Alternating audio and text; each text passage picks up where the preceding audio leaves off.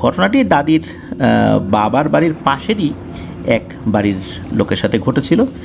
আর যার সাথে ঘটেছিল উনি একজন কবিরাজ। শুধু তার সাথে ঘটেছে বা কবিরাজের সাথে ঘটেছে বিষয়টা এরকম না, তার পরিবারের লোকের সাথেও ঘটেছিল। আর ঘটনাটি দাদি স্বচক্ষে না দেখলেও তিনি একজন সাক্ষী বলা চলে। ঘটনাটির স্থান মোরেলগঞ্জ থানার দৈবজ্ঞ হাটি বাজারের পাশেরই একটা গ্রামে, আর সেই গ্রামের নামটি হচ্ছে জোকা গ্রাম। ঘটনাটির সঠিক সময় বলা মুশকিল, আগেকার সময় তো এরকম ক্যালেন্ডার দেখে দেখে মানুষ হিসাব করে রাখতেন না, তবে বলা চলে 1960-এর দশকের কোনো একটা সময় হবে আর কি। আর যেই কবিরাজ মূলত এই ঘটনার মুখোমুখি হয়েছিলেন, তো তার নাম খুব একটা আসলে নির্দিষ্ট করে বলা মুশকিল আর কি, কারণ নামটা আসলে সংগ্রহ করতে পারেন নাই উনি, দাদিও আসলে ভুলে গেছেন অনেক দিন আগের কথা। আর উনি যে খুব বড় মাপের কবিরাজ ছিলেন, 10 গ্রামে তার খ্যাতি ছিল, বিষয়টা এরকম না। ছোটোখাটো একজন কবিরাজ ছিলেন, টুকটাক ঝাড়ফুঁক করতেন, জিন ভূত তাড়ানো, তারপরে মানুষের ঘর বাড়ি বন্ধ করে দেয়া, হাত চালান দেয়া, এই মানে একটু ছোটোখাটো কাজ যেগুলো আর কি। আর আগেকার দিনে কিন্তু ওই ওঝা কবিরাজদের কদরটা কিন্তু বেশ ভালোই ছিল গ্রামে। মানুষজন ডাক্তারের কাছে না গিয়ে এনাদের কাছেই দৌড়াতেন। যেগুলো ডাক্তারি সমস্যা সেগুলো ডাক্তারের কাছে যেতেন না, ওঝা কবিরাজের কাছে দৌড়াতেন আর কি। তো এরকম তো অনেক লোকে আসে প্রতিনিয়ত। তো একদিন একজনের বাড়ি থেকে খবর আসে যে তার বাড়িতে কিছু প্যারানরমাল ঘটনা ঘটে চলছে, বাড়িটা বন্ধ করতে হবে। তো তিনি খবর পেয়ে তার মতো করে সেই ঠিকানায় রওনা করেন আর কি, এবং কিছুক্ষণ হাঁটার পর যথারীতি তিনি সেখানে পৌঁছেও যান।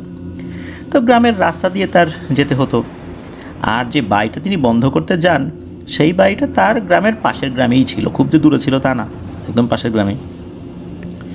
তো তিনি সেখানে পৌঁছে তার মতো করে বাড়ি বন্ধ করার জন্য কাজ শুরু করে দেন। তিনি সব কাজ ঠিকঠাক মতো সম্পূর্ণও করেন, কিন্তু একটা সমস্যা হয়ে যায়। সমস্যাটি হলো তিনি বাড়ি বন্ধ করার আগে নিজের শরীর বন্ধ করার কথা যে কোনো কারণেই হোক ভুলে গিয়েছিলেন আর কি। এমন ভুলটা সাধারণত কখনো হয় না, কিন্তু তার তখন মনেও পড়ে নাই যে উনি শরীর বন্ধ করতে ভুলে গিয়েছেন। তো উনি তো বাড়ি বন্ধ করেছেন, বাড়ি বন্ধ করে তার বাড়ির দিকে আবার রওনাও করেছেন। উনি বাড়িতে পৌঁছেও যান ঠিকঠাক মতো, প্রতিমধ্যে কোনো ঝামেলাও হয়নি। বিষয়টি কিন্তু আসলেই অবাক করার মতোই, কারণ তিনি শরীর বন্ধ না করে বাড়ি বন্ধ করলেন, তখন তার সাথে কোনো ভয়ানক ঘটনা ঘটল না। তারপর যখন বাড়ির পথে রওনা করলেন তখনও কিন্তু রাত হয়ে গিয়েছিল, মোটামুটি এশার ওয়াক্ত পার হয়ে গিয়েছিল। এশার ওয়াক্ত বলতে এশার নামাজ হয়ে গিয়েছিল মসজিদে। পথেও তার সাথে কোনো ঘটনা ঘটেনি। আর তখনও কিন্তু ওনার মনে নাই যে উনি শরীর বন্ধ করেন নাই। উনি বাড়িতে পৌঁছে গিয়েছেন, এশার নামাজ জামাতে পড়তে পারেন নাই, উনি তো এমনি একা একা বাসায় গিয়ে এশার নামাজ পড়ে খাওয়া দাওয়া করে ঘুমিয়ে পড়েছেন।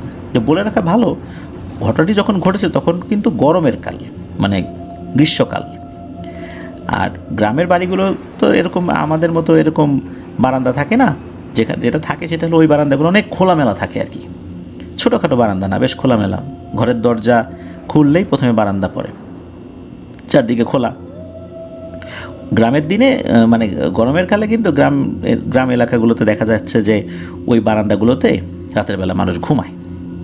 তো ওই রাত্রে উনি কী করেছেন, বারান্দায় ঘুমিয়েছেন, আর ওনার স্ত্রী ওনার পাশে ঘুমিয়েছেন বারান্দাতে। আর ওই অজপাড়াগায়ে তো আসলে ওই সময়ের 60-এর দশকের প্রেক্ষাপটে বিদ্যুতের কথা কল্পনাই করা যায় না। ওনারা তো ঘুমিয়েছেন, যথারীতি গভীর ঘুমে আচ্ছন্ন।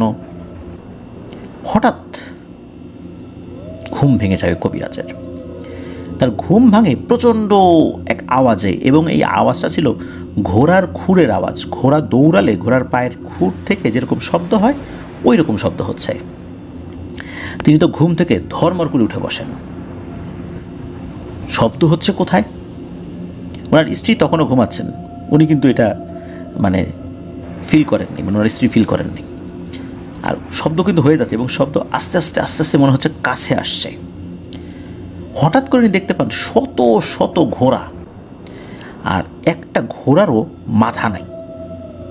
ওই ঘোড়াগুলোই দৌড়ায় আসছে ওনার বাড়ির দিকে, এবং দৌড়ে এসেই কি করলো, ওই ঘোড়াগুলো তাকে ক্রস করে, মানে তার শরীরের উপর দিয়ে গিয়ে তার স্ত্রীর শরীরের উপর দিয়ে ক্রস করে অদৃশ্য হয়ে যাচ্ছে, মানে একটা করে ক্রস করে অদৃশ্য হয়ে যায়। তো ওখান থেকে যে উনি সরে যাবেন সেই শক্তি ওনার ছিল না, মানে মুহূর্তের মধ্যে এই ঘটনাটি ঘটে গেছে। উনি শুধু তাকিয়ে দেখলেন ঘোড়া যে তার শরীরের উপর দিয়ে চলে গেল, তার স্ত্রীর শরীরের উপর দিয়ে চলে গেল। ঘোড়ার খুরের আঘাত কিন্তু কারো লাগে নাই, মনে হচ্ছে একটা বাতাস চলে গেল এরকম আর কি, কিন্তু উনি দেখতে পাচ্ছেন। যখনই ঘোড়াগুলো পার হয়ে গেল, সবগুলো ঘোড়া অদৃশ্য হয়ে গেল, সাথে সাথে ওনার স্ত্রী ঘুমের ভিতরে ছটফট করতে থাকেন। ছটফট করতে করতেই একটা চিৎকার দিয়ে সাথে সাথে ওখানেই মারা যান। আর উনি যখনই দৃশ্যটা দেখেছেন সাথে সাথে উনি শরীর বন্ধ করে নেন, মানে ওনার স্ত্রীর মৃত্যু দেখার সাথে সাথে। আসলে এমনভাবে ঘটনাটা ঘটেছে আচমকা, উনি যে শরীর বন্ধ করবেন না কি করবেন আসলে এই বিষয়টাও বুঝতে পারেন নাই। আর উনি তো চিৎকার চেঁচামেচি শুরু করে দেন। ঘরের ভেতরে অন্য যারা লোকজন ছিল তারা বাইরে বের হয়ে আসে, এসে দেখে এই অবস্থা। নিজের চোখের সামনে ওনার স্ত্রীর এরকম ভয়ানক মৃত্যু দেখে উনি একদম বাকরুদ্ধ হয়ে যান। সকালবেলা আত্মীয় স্বজনরা আসেন, তার শ্বশুরবাড়ির লোকজন আসেন, সকলের উপস্থিতিতেই দাফন কাফন সম্পন্ন করা হয়। ওই কবিরাজের জ্বর আসে। 1 সপ্তাহের মধ্যে তিনিও আল্লাহর ডাকে সাড়া দিয়ে দুনিয়ার মায়া ত্যাগ করে পরপারে পাড়ি জমান। মৃত্যুর আগে উনি ওই রাত্রের ভয়াবহ ঘটনা সবাইকে ওই জ্বর অবস্থাতেই বর্ণনা করেছিলেন। আর উনি এটাও বলেছিলেন যে পরবর্তীতে উনি বুঝতে পেরেছেন কেন এটা হয়েছে। ওনার ধারণা ছিল যে ওই সময় শরীর বন্ধ করে নেন নাই, এই কারণে হয়েছে। তবে এছাড়াও উনি আরও বেশ কয়েকটি বিষয় বলেন যে উনি তো ওনার কবিরাজি জীবনে অনেকের জিন ভূত ছাড়িয়েছেন, তো এই কারণে তো তার অনেক এই জিন শত্রু রয়েছে। হতে পারে সুযোগ বুঝে তারা আক্রমণ করেছে, অথবা উনি যেই বাড়িতে বন্ধ দেওয়ার জন্য গিয়েছিলেন সেখানে থাকা দুষ্টু জিনেরাও এভাবে এসে আক্রমণ করে তাদেরকে শেষ করে দিতে পারে। তবে উনি একদম নির্দিষ্ট করে বলতে পারেন নাই যে আসলে কী হয়েছে। তবে ওনার ধারণা যে ওই শরীর বন্ধ না করার কারণে উনি ওখানে গিয়ে রুকিয়া করেছিলেন, তার কারণে এটা হয়েছে। এটা ওনার মানে সবচেয়ে বেশি ধারণা আর কি। তো এই ঘটনা কিন্তু ওখানকার অনেক লোক ওনার মুখে শুনেছিলেন।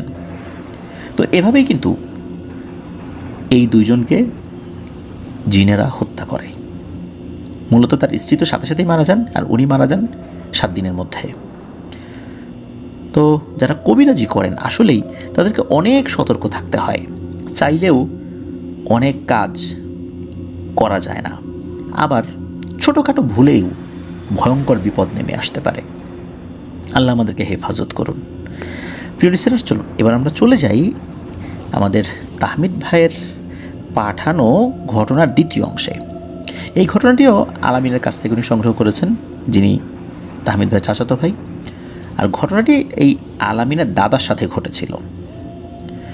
আর দাদার সাথে ঘটেছিল বিস্তারিত ঘটনাটা আলামিন ওরা আব্বুর কাছ থেকে শুনেছিলেন।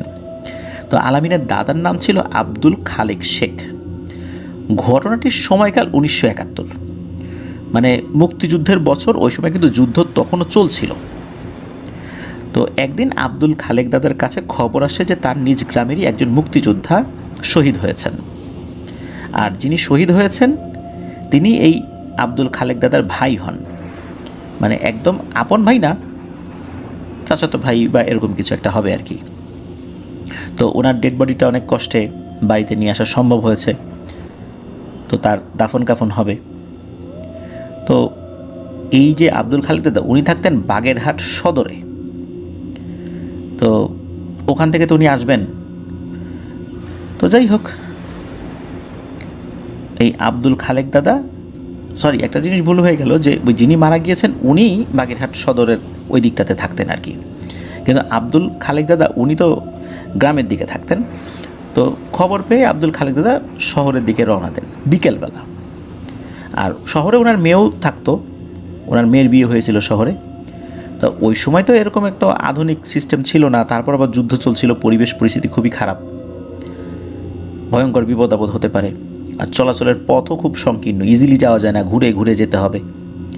তো আব্দুল খালেক দাদা তো রওনা করেছিলেন গ্রাম থেকে। অনেক কষ্টে উনি সেই মৃত বাড়িতে পৌঁছেও যান। যাওয়ার পর দাফন কাফনে অংশ নেন। জানাজা শেষ করে আবার রওনা হন সাইনবোর্ড নামক একটা জায়গার উদ্দেশ্যে, যেটা বাগেরহাট সদরের কোনো একটা জায়গা। তো সাইনবোর্ডে তার বড় মেয়ের বাসা ছিল। যদিও মৃতবাড়ির লোকজন রাত হয়ে যাওয়ার কারণে তাকে ওই রাতটা থেকে যেতে বলেছিলেন, কারণ হচ্ছে যুদ্ধ তো চলছে, কখন কোন বিপদ আপদ হয় বলা যায় না। তো উনি চিন্তা করেছেন তার মেয়ের বাড়ি তো এখান থেকে খুব বেশি দূরে না, তো উনি তার মেয়ের বাড়িতেই যাবেন। আর মৃত বাড়িতে তো আসলে আত্মীয় স্বজনরা বেশ কয়েকজন এসেছেন, আর বাড়িটাও ছোট ছিল। কোথায় থাকবেন, কি করবেন, এটা নিয়েও তো একটু ঝামেলা তো হয়, সবাই একটা বিব্রতকর পরিবেশ পরিস্থিতিতে পড়েন। এই জন্যই মূলত উনি চলে আসছিলেন, যেহেতু তার অপশন ছিল যাওয়ার, এই জন্য। তো উনি চিন্তা করেছেন তার মেয়ের বাড়িতে রাত্রে থাকবেন, সকালবেলা উনি বাড়ির দিকে রওনা দিবেন। আর পথঘাটে এই পাকিস্তানি আর্মির ভয় ছাড়া অন্য কোনো ভয়, ওই জিন ভূতের ভয়, এগুলো তো আসলে উনি মানে পাত্তাই দেন নাই। আর আগেকার দিনের মানুষরা কিন্তু অনেক সাহসী ছিলেন, রাতের বেলা চলাচল করতেন, বিশেষ করে গ্রামের মানুষরা। তো উনি ওই রাত্রেই রওনা করেন তার গন্তব্য সাইনবোর্ড নামক জায়গা, যেখানে তার মেয়ের বাড়ি। তো বলে রাখা ভালো, ওই রাতটা ছিল পূর্ণিমার রাত। চাঁদের আলোয় সব কিছু অনেকটাই স্পষ্ট দেখা যাচ্ছিল। উনি সেই আলোতেই পথ চলতে লাগলেন। তো কিছু দূর আসার পর রাস্তার দুপাশে একটা জোড়া শ্মশান পড়ে, আর ওই শ্মশানটা ছিল অনেক বড়। দুইটা শ্মশানের মাঝখান দিয়েই রাস্তা চলে গিয়েছে। শোনা যায় যে ওই সময়ে ওই জায়গায় নাকি অনেকেই অনেক কিছু দেখে ভয় পেয়েছেন। অনেক বড় শ্মশান, কয়েক কিলোমিটার জায়গা জুড়ে, মানে নির্দিষ্ট জায়গায় না, ভিন্ন ভিন্ন জায়গায় মানুষ পোড়ায় আর কি ডেড বডিগুলো, এই জন্য বিস্তীর্ণ জায়গা নিয়ে এরকমটা হয়েছে আর কি। আর ওই দুই শ্মশানের পুরো জায়গাটা জুড়ে বিভিন্ন জায়গায় বাঁশঝাড় ছিল আর কি। মনে হচ্ছে যে এটা একটা ভূতের স্বর্গরাজ্য, মানে ওই সময়ের পরিবেশ পরিস্থিতি এমন ছিল আর কি। ওই সময়টাতে দিনের বেলাতেও ওই শ্মশানের পাশ দিয়ে মানুষ যেতে নাকি ভয় পেত। আব্দুল খালেক দাদা তো রাতেই যাচ্ছিলেন, তাও আবার মৃত বাড়ি থেকে ফিরেছেন। তো উনি রাতের আধারে চাঁদের মিটিমিটি আলোয় হাঁটতে হাঁটতে জোড়া শ্মশানের মাঝের রাস্তায় পৌঁছেও যান। প্রথম দিকে উনি অবশ্য কিছুই দেখতে পাননি। তিনি সরাসরি শ্মশানের ভেতর তাকানোর মতো সাহসও করছিলেন না, তবে উনি আরে আরে তাকাচ্ছিলেন। অনেক সময় আমরা মাথা সোজা রেখে চোখটা একটু সাইডে করে যেভাবে তাকাই না, দেখার চেষ্টা করি না, ওই রকম আর কি। তো বেশ খানিকক্ষণ হেঁটেছেন, তখনও অস্বাভাবিক কোনো কিছু আসলে উনি ফিল করেন নাই। হঠাৎ করে খচ খচ খচ এরকম আওয়াজ ওনার কানে আসে। তো উনি কিন্তু ঘাড় ঘুরিয়ে ডানে বায়ে পেছনে কোনো দিকে তাকান নাই। উনি চিন্তা করলেন আওয়াজটা কোথা থেকে আসে। তখন ওনার কাছে মনে হলো ওনার হাতের বাম পাশ থেকে যে ঝোপের অংশ রয়েছে বা পাশারের মতো জায়গা, ওখান থেকে আসছে। তো উনি আর চোখে একটু দেখার চেষ্টা করেছেন। তো আর চোখে উনি যখন দেখার চেষ্টা করেন, তখন উনি দেখেন যে কোনো একটা অবয়ব 30-40 হাত লম্বা হবে আনুমানিক, শ্মশানের ভেতরের ঝোপঝাড়ের ভেতর দিয়ে ঠিক তার বরাবর হেঁটে চলছে। তো উনি আড়াআড়ি তো ভালো করে আসলে তাকান নাই, তো আড়াআড়িভাবে দেখেছেন। তো উনি ঘাড় ঘুরিয়ে তাকালে তো মুখোমুখি হয়ে যেতে পারে, এই জন্য এমন ভাব নিচ্ছেন যে উনি দেখেনি নাই। হঠাৎ করে ওনার হাতের ডান পাশে আবার একই রকমভাবে খচ খচ খচ শব্দ এরকম হচ্ছে। উনি এবার মাথা সোজা রেখে আর চোখে তাকানোর চেষ্টা করেন। দেখেন একই দৃশ্য, ও পাশে যে ঝোপঝাড় রয়েছে ওটার ভিতর দিয়ে ঠিক একই উচ্চতার একটা অবয়ব হেঁটে চলছে। উনি চিন্তা করলেন যে বাম পাশের অবয়বটা কি ডান পাশে আসলো নাকি। তো উনি আর চোখে একবার বামে তাকান, ডানে তাকান, এবার নিশ্চিত হলেন না, একটা অবয়ব না, এখানে দুটো অবয়ব। রাস্তার দুপাশেই তো শ্মশান, আর ওনার ডানে বায়ে দুপাশেই এই একই আকৃতির দুটো অবয়ব ওনার বরাবর হেঁটে যাচ্ছে। তো উনি প্রচণ্ড ভয় পেয়েছেন। উনি এবার একটু মাথাটা ঘুরিয়েছেন, সামান্য একটু, একবারে আর চোখে তো খুব ভালো দেখা যায় না। এবার যেটা দেখতে পেলেন তা দেখে তো ওনার পিলে চমকে গেল। উনি দেখতে পেলেন এই যে অবয়ব দুটা, এই দুটার কোনোটারই মাথা নাই বলে মনে হচ্ছে, আর বুকের উপর দুটো চোখ জলজল করছে, লাল দুটো চোখ, আর মনে হচ্ছে ওই চোখের ভেতর থেকে আগুন বের হচ্ছে, এক ধরনের আলোক রশ্মি বের হচ্ছে ওই চোখের ভেতর থেকে, এমনটা মনে হচ্ছে ওই আলোতে ওরা পথ চলছে। তো তো তিনি দুপাশে এমন একটা জিনিস দুইবার আর চোখে সামান্য মাথা ঘুরিয়ে যখন দেখেছেন, উনি চিন্তা করেছেন যে এখন আমি যদি দৌড় দিই তাহলে এই দুইটা জিনিস বুঝে যাবে যে আমি ওদেরকে দেখেছি। হতে পারে যে এখানে ঘাড় মটকে দেবে, আবার আমি যদি বুঝতে দেই যে আমি ওদেরকে দেখেছি, হতে পারে যে ওরা আমাকে খেয়াল না করে ওরা ওদের মতো হেঁটে যাচ্ছে, আর ওদেরকে দেখার কারণে ওরা আমার উপর রাগান্বিত হতে পারে, যে কোনো বিষয়ই হতে পারে আর কি। এই জন্য এই আব্দুল খালেক দাদা মনে মনে যা দোয়া দুরুদ জানতেন পড়ছিলেন, শরীরে ফু দিচ্ছিলেন, আর উনি ওনার গতিতে আস্তে আস্তে হেঁটে যাচ্ছিলেন। তবে ওনার কাছে মনে হচ্ছিল এই বুঝি ডান পাশ থেকে বাম পাশ থেকে এই অবয়ব দুটি এসে ওনার ঘাটটা মটকে দেয়। এমন একটা ভয়ের সিচুয়েশন ছিল, এটা আসলে মানুষকে বোঝানো খুবই মুশকিল। যে এই পরিবেশ পরিস্থিতিতে পড়েছে সেই জানে যে প্রতিটা সেকেন্ডে সেকেন্ডে মৃত্যু ভয়। আর উনি প্রত্যেকটা কদম ফেলছেন, মানে পদক্ষেপ নিচ্ছেন, সামনের দিকে আগাচ্ছেন, মনে হচ্ছে তার পরের পদক্ষেপটা, মানে তার পরের স্টেপটা আর উনি দিতে পারবেন না, তার আগেই এই ভয়ঙ্কর পিশাচ দুটি ওনার ঘাড় মটকে দেবে। তারপরেও আল্লাহর নাম নিয়ে উনি ভয়ে ভয়ে এগিয়ে যাচ্ছিলেন। তো শ্মশানটা তো অনেক লম্বা, কয়েক কিলোমিটার জুড়ে ওই সময় ছিল আর কি। তো যাই হোক, আল্লাহর কাছে দোয়া করছেন, আল্লাহ এইবারের মতো তুমি আমাকে বাঁচাই দাও আল্লাহ। তো এরকম বলছেন, আবার যা দোয়া কালাম জানতেন সেটা পড়তেন, পড়া শেষ করে আবার আল্লাহর কাছে দোয়া করছেন, আল্লাহ এবারের মতো বাঁচাই দাও। এইভাবে উনি শ্মশানের রাস্তাটা যখনই শেষ করেছেন তখন উনি দেখেন যে মানে ওই যে অবয়ব দুটো আসছিল এই দুটার নাই। এত দীর্ঘ একটা পথ, এমন দুটো ভয়ঙ্কর মুন্ডহীন অবয়বের সাথে হাঁটতে হাঁটতে ওনার আসলে শরীরে আর শক্তি ছিল না। তারপরেও উনি আল্লাহর নাম দিয়ে প্রচণ্ড জোরে দিয়েছেন এক দৌড়, আর আলহামদুলিল্লাহ বলেছেন যে আল্লাহ এই পর্যন্ত তো বেঁচে গেছি। তো ওইখান থেকে দৌড় দিয়ে উনি অবশ্য ওনার মেয়ের বাড়ির সামনে এসে পড়েছেন, কারণ ওনার মেয়ের বাড়িটা ওখান থেকে খুব বেশি দূরে ছিল না। ওখানে এসে ডাকাডাকি করেছেন, তো বাড়ির সকলে বের হয়ে আসছেন, দেখেন যে উনি আসছেন, হাঁপাচ্ছেন। এই অবস্থা দেখে তো তার মেয়ের পরিবারের লোকজন আব্দুল খালেক দাদাকে ধরে বাড়ির ভিতরে নিয়ে যায়, মানে মেয়ের শ্বশুর বাড়ি আর কি, ওইটা আর কি, ওখানে বিয়ে হয়েছে আর কি। তো তখনকার কিছু কালচার ছিল, যেমন লোহা গরম করে পানি খাওয়ানো, গোয়াল ঘরের চারদিকে কয়েকবার ঘুরিয়ে আনা, এরকম কিছু কালচার ছিল আর কি। ঠিক কতবার গোয়াল ঘরের চারদিকে ঘুরিয়ে আনা হয়েছে তা আসলে জানা যায়নি। তো কি হয়েছে ওনাকে সব ঘটনা যখন জানতে চাওয়া হয়, উনি সব ঘটনা খুলে বলেন। তো আলহামদুলিল্লাহ এরপরে আব্দুল খালেক দাদার সাথে আর কোনো ঘটনা ঘটেনি। এই ঘটনার পরে আরও প্রায় 30 বছর উনি জীবিত ছিলেন। তো আব্দুল খালেক দাদা এখন আর নাই, উনি পৃথিবী থেকে চলে গেছেন। আর যে শ্মশানটা বাগেরহাট থেকে সাইনবোর্ড আসতে পথে বাঁধত, এটা এখন কি অবস্থা, এটা আসলে ওইখানে যারা আমাদের লিসেনাররা রয়েছেন তারা বলতে পারবেন যে ওখানকার এখন বর্তমান কী অবস্থা আর কি। তো এখনকার কী অবস্থা আমাদের লিসেনাররা কিন্তু চাইলে জানাতে পারেন, ওখানকার ছবি চাইলে আমাদেরকে দিতে পারেন, আমাদের গ্রুপে পোস্ট করতে পারেন। তো এখনকার পরিবেশ পরিস্থিতি যে চেঞ্জ হয়ে যাবে এটাই বাস্তব, তাই না? তো চলুন এবার তাহমিদ ভাইয়ের পাঠানো ঘটনা তৃতীয় অংশে চলে যাই। এই ঘটনাটিও বেশ আগের, 70 থেকে 80 বছর আগের ঘটনা। তো এই ঘটনাটা এই যে আব্দুল খালেক দাদা, যার ঘটনা আমরা এতক্ষণ ধরে বললাম আর কি, এই আব্দুল খালেক দাদার বাবার সাথে ঘটেছিল। তো এই আব্দুল খালেক দাদার বাবার নাম ছিল আশরাফ আলী। আর যেহেতু অনেক দিন আগের ঘটনা, শুধু বলা যায় 70 থেকে 80 বছর আগের, এক্স্যাক্ট সালটা বলা যায় না। আর নাম ঠিকানা জানাটাও বেশ কষ্টকর ব্যাপার, যে এই ঘটনার সাথে সম্পর্কযুক্ত অন্য অন্য ব্যক্তিদের নাম।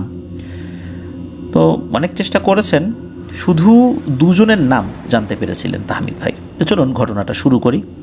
তো আগেকার সময় চলাচলের অন্যতম কিন্তু মাধ্যম ছিল নৌকা, বিশেষ করে জলপথে যদি আমরা চলতে চাইতাম, বা ওই সময় তো আসলে এরকম চাকার যানবাহন বলতে যেটা বুঝি ইঞ্জিন চালিত যানবাহন, সেগুলো তো এরকম ছিল না, মানুষ পায়ে হেঁটেই পথ চলতো, আর নৌপথে মানুষ স্বাচ্ছন্দ্য বোধ করতো। এই জন্যই কিন্তু এই নৌকাটা অন্যতম জনপ্রিয় একটা মাধ্যম ছিল।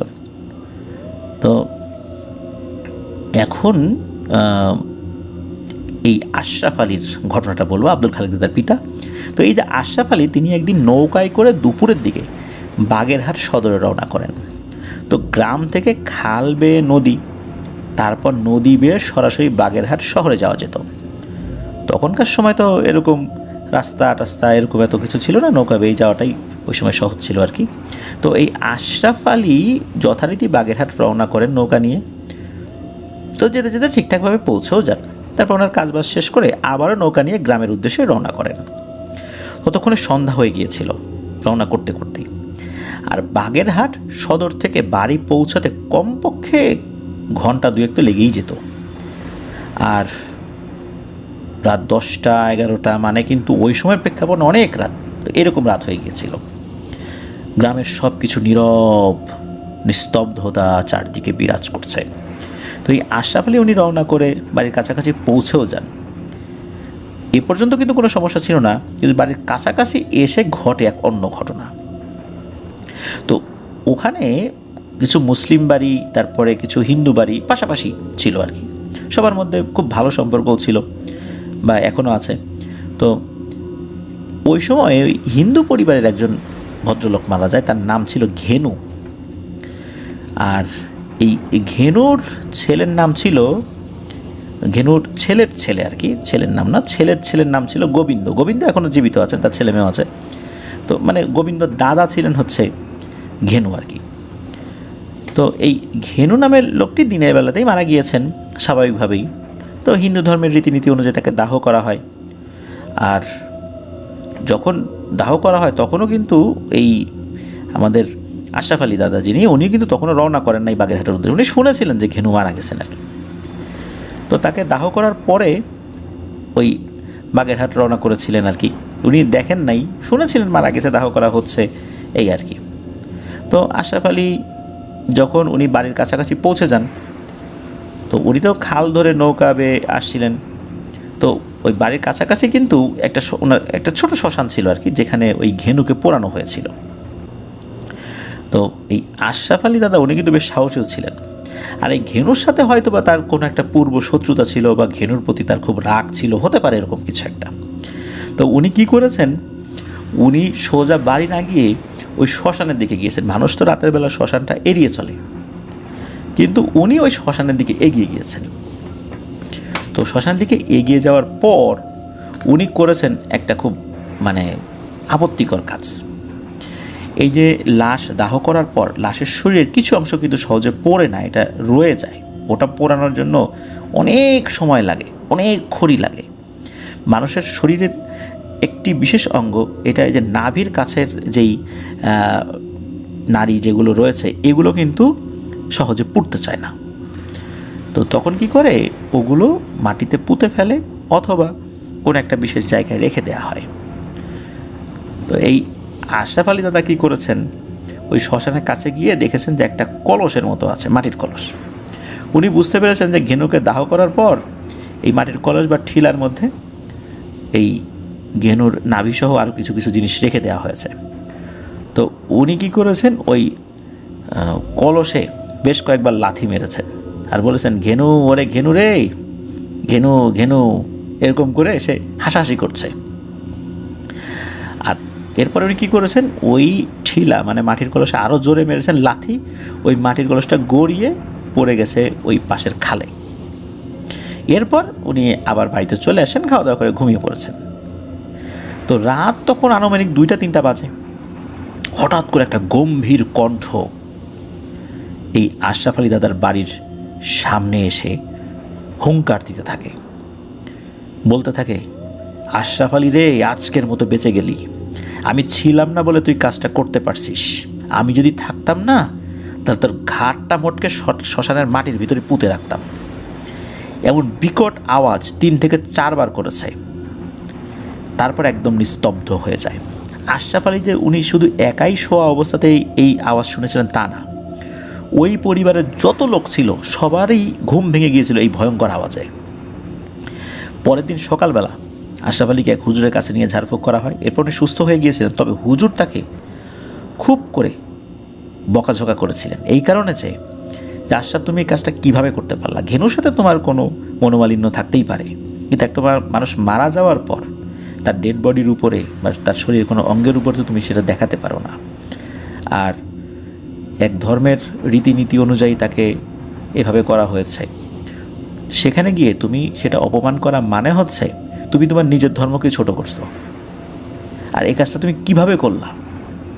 এটা কি কোনো মানুষের কাজ হতে পারে? এইভাবে উনি অনেক বকাঝকা করেছিলেন। বকাঝকা বলতে কি, এটা আসলে উপদেশমূলক রাগারাগি, এটাকে বকাঝকা বলা যায় না বা গালিগালাজ বলা যায় না। এটা মূলত আমরা অনেক সময় উপদেশ দিয়ে রাগ করে বলি না, ওই রকম। এরপরে আসলে এই আশরাফ আলী দাদা উনি ওনার ভুল বুঝতে পেরেছিলেন এবং খুবই অনুতপ্ত হয়েছিলেন এই ঘটনার জন্য। তো এরপরে উনি কখনোই এই ধরনের অ্যাক্টিভিটিস করেননি। তবে এই ঘটনা ঘটার পর ওনার সাথে পরবর্তীতে অন্য কোনো ভয়ের ঘটনা ঘটেনি। উনি স্বাভাবিকভাবেই পৃথিবীর মায়া ত্যাগ করে চলে গিয়েছেন। তবে উনি মারা গিয়েছেন এখন থেকেও আরও প্রায় 50 বছর আগে। তো এটি ছিল ঘটনা। তো এই 3টি ঘটনাই তাহমিদ ভাই ওনার চাচাতো ভাই আলামিনের কাছ থেকে সংগ্রহ করেছেন। তো আমার কাছে কিন্তু 3টি ঘটনাই ভালো লেগেছে। আমি জানি না লিসেনারদের কাছে কেমন লেগেছে। আমি আশা করব 3টি ঘটনায় লিসেনারদের ভয়ের শিহরণ জাগাতে সক্ষম হয়েছে ইনশাআল্লাহ। প্রিয় লিসেনার্স, এই যে শেষ ঘটনা, এই যে ঘেনুর ঘটনায় একটা বিষয় আমরা বললাম যে মানুষের শরীরের একটি অংশ সহজে পোড়ানো যায় না। এই অংশটা পোড়ানো যায় না তা না, পোড়ানো যায়, সেক্ষেত্রে অনেক সময় নিয়ে পোড়াতে হয়। সেটা হচ্ছে শরীরের নাভির এই অংশটা। তো এইটা নিয়ে আমাদের পরবর্তী ঘটনার শিরোনাম আমরা দিয়েছি বটতলা ঘাটের পিশাচ। চলুন এই রিলেটেড, মানে এই অংশ রিলেটেড আরও একটি ঘটনা আমরা এখন শুনে আসি। তো এই ঘটনাটি আমাদের এবারের এপিসোডের 2য় ঘটনা। এই ঘটনাটি আমাদেরকে যিনি পাঠিয়েছেন তার নাম শহীদুল ইসলাম। ওনার বাড়ি নরসিংদী জেলার ঐতিহাসিক প্রত্নতাত্ত্বিক স্থান ওয়ারী বটেশ্বরের পাশের গ্রাম সুজাতপুরে, যেখানে 2500 বছর পূর্বে বসতি থাকবে, সেখানে অসংখ্য ঘটনা থাকবে, এটাই তো স্বাভাবিক। একটা সময় ওনাদের গ্রামে অনেক হিন্দু ধর্মাবলম্বী লোকদের বসবাস ছিল, বসতভিটা ছিল। এখনও বেশ কিছু পরিবার বসবাস করে। তাদের পূর্বপুরুষরা ভারতে চলে গিয়েছিলেন বিভিন্ন সময়ে, যাওয়ার সময় জমি জমা বিক্রি করে দিয়ে চলে গিয়েছিলেন অনেকেই। তো তারা চলে গেলেও তাদের নামে এখনও 3-4টি বড় বড় বাগ বা বাগান ওনাদের গ্রামে রয়েছে। তারিণীর বাগ, চণ্ডাল বাগ, হেনাপুরীর বাগ, কৃষ্ণার বাগ, এরকম আর কি। তো এসব নিয়েও কিন্তু অনেক কাহিনী রয়েছে। তো এসব জায়গায় দিনের বেলাতেও মানুষ চলাচলের ক্ষেত্রে সতর্কতা অবলম্বন করেন। আর বটতলা ঘাট এসব জায়গার পাশেই, 10 থেকে 15 মিনিটের পথ। এখন অবশ্য বটতলা ঘাটে নদীও নেই, বটগাছও নেই, অথচ বটতলা ঘাট নামটা রয়ে গেছে। কালের সাক্ষী হয়ে দাঁড়িয়ে আছে কয়েকটা জাম গাছ, আর নদী ভরাট হয়ে যাওয়ার উপর হয়েছে এখন ধান ক্ষেত। আজকের ঘটনাটা মূলত এই বটতলা ঘাট আর তার আশেপাশের রাস্তাকে নিয়ে। এই রাস্তাটা 2টি গ্রামকে সংযুক্ত করেছে। তো ঘটনাটি যেই চাচা বর্ণনা করেছেন, তার বাবার বন্ধুদের সাথে ঘটনাটি ঘটেছিল। তো সেই চাচার ভাষ্য অনুযায়ী আমরা যদি ঘটনাটি বর্ণনা করি, যে ওই চাচার বাবা, তো তার বাবা সহ 3 বন্ধু ছিল। তখন অবশ্যই চাচা জন্ম নেন নাই, 1950 সালের দিকে হবে ঘটনা, বা আশেপাশে হবে, এক্স্যাক্ট সালটা আসলে বলা যায় না। তো ওই চাচার বাবা যেমন সাহসী ছিলেন, তার বন্ধুরাও কিন্তু সাহসী ছিলেন। বৈশাখ মাসে বৃষ্টি এলে বটতলা ঘাটে মাছ ধরতে যেতেন। উজানে আসা মাছগুলি অল্প পানিতে আটকা পড়ত, কারণ জমি ঢালু হওয়ায় পানি নেমে যেত। আবার ওনার বাবার 2 বন্ধু, তার নাম হচ্ছে সাত্তার এবং মোর্শেদ, এনারা দুজনে ছিল বেশ কৌতূহলী। কোনো সম্পর্ক, মানে কোনো কিছু সম্পর্কে যদি কোনো তথ্য পেতেন, সেই জায়গাটা মানে ভিজিট না করা পর্যন্ত বা সেই তথ্য যাচাই বাছাই না করা পর্যন্ত তাদের ঘুম হতো না, এমন একটা অবস্থা। তো এটা তাদের একটা নেশার মতো হয়ে গিয়েছিল। তো একদিন তারা শুনতে পান এক হিন্দু ভদ্রলোক মারা গেছেন, তাকে সন্ধ্যায় শ্মশানে দাহ করা হবে। এই সাত্তার বলছেন যে একটা তথ্য, মানে তথ্য বলতে কি এটা ওনার জানা রয়েছে, সেটা হলো মাছ ধরতে গেলে যদি কেউ এই মৃত মানুষ যাকে দাহ করা হয়েছে, দাহ করার পরে যে নাভির অংশ তো পোড়ানো যায় না, বা পোড়াতে তো বললাম যে পোড়ানো যায় কিন্তু অনেক সময় লাগে, তো এই জন্য করে কি এটা মাটিতে দাফন করে ফেলে বা কোনো একটা বিশেষ জায়গায় রেখে দেয়, পরবর্তীতে একটা রিচুয়াল মেনে দাফন করে। তো বলেছেন যে এই জিনিসটা সাথে নিয়ে মাছ ধরতে গেলে নাকি অনেক মাছ পাওয়া যায়। তখন এই আর এক বন্ধু বলতেছে যে দূর বেটা, এসব মিথ্যা কথা, আমিও একবার এরকম নিয়ে গেছিলাম কিন্তু কোনো মাছ পাই নাই, পরে যেই জিনিস যেই জায়গায় ছিল সেখানে রেখে আসছি, এসব ভুয়া কথা, এসব ঝামেলায় জড়ানোর দরকার নেই, আর এই কাজটা ভালোও হবে না, এটা মোটেও উচিত না। তখন দেখা গেল যে কেউ সম্মতি দেয়, কেউ দেয় না। এর মধ্যে ওই যে যিনি আঙ্কেল, যার বাবার বন্ধু আর কি, দুইজন, মোর্শেদ এবং সাত্তার, তো ওনার বাবা তো চুপ করে আছেন, উনি আসলে এসব ঝামেলায় খুব একটা যেতে চান না। এর মধ্যে এই যে সাত্তার যিনি, উনি বলছেন যে আচ্ছা চল কবিরাজের বাড়ি যাই, কবিরাজের বাড়ি গিয়ে জিজ্ঞেস করি এতে কাজ হয় কি না, আর কী করলে কাজ হবে সেটা আমরা শুনে আসি। কারণ এত মানুষ কি একসাথে মিথ্যা কথা বলবে নাকি? নিশ্চয়ই কোনো একটা ব্যাপার হয়েছে যে তুই নিয়ে গেছিস, কাজ হয় নাই, কি করলে কাজ হবে। তো তিনজন মিলে করছেন কি, এক কবিরাজের কাছে গেছেন আর কি। কবিরাজের বাড়ি খুব বেশি দূরে ছিল না, কাছাকাছি ছিল। তো সেই কবিরাজের কাছে যাওয়ার পর তো কবিরাজকে ডাক দিছেন, কবিরাজ বের হয়ে আসছে, এসে দেখে এই চ্যাংরা বয়স্ক তিনটা ছেলে দাঁড়ায় আছেন। তখন বলছে এই বাবারা তোমরা কী চাও, কার অসুখ? তখন এই যে মোর্শেদ যিনি বলছেন যে না কারো অসুখ না, আপনার কাছে একটা অন্য কাজে আসছি। তখন ওই কবিরাজ বলতেছে যে বুঝছি এই তোমরা চ্যাংরা পোলাপান কী কাজে আসছো, নিশ্চয়ই কোনো মহিলার উপরে কালো জাদু করার জন্য আসছো, যে কেউ কোনো মহিলাকে দেখে পছন্দ হয়েছে কারো, এখন তাকে বিয়ে করবা, এই জন্য আসো তাবিজ নিতে। তখন বলছে না না এরকম কিছু না, আমরা অন্য কাজে আসছি। তখন ওই কবিরা বলতেছে যে কাজে আসো বাবু তোমাদের মতিগতি সুবিধার মনে হচ্ছে না, আমি কোনো জাদু টাদু করতে পারবো না, আমি কালো জাদু করা ছেড়ে দিছি, আমি এখন এগুলো করি না।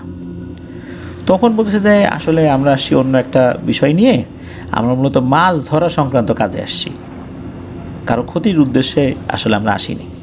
তখন কবিরাজ বলে যে কী বলো তো ব্যাপারটা? তখন বলে যে এই কি ব্যাপার, এই জিনিস সাথে নিয়ে গেলে নাকি মাছ বেশি পাওয়া যায়।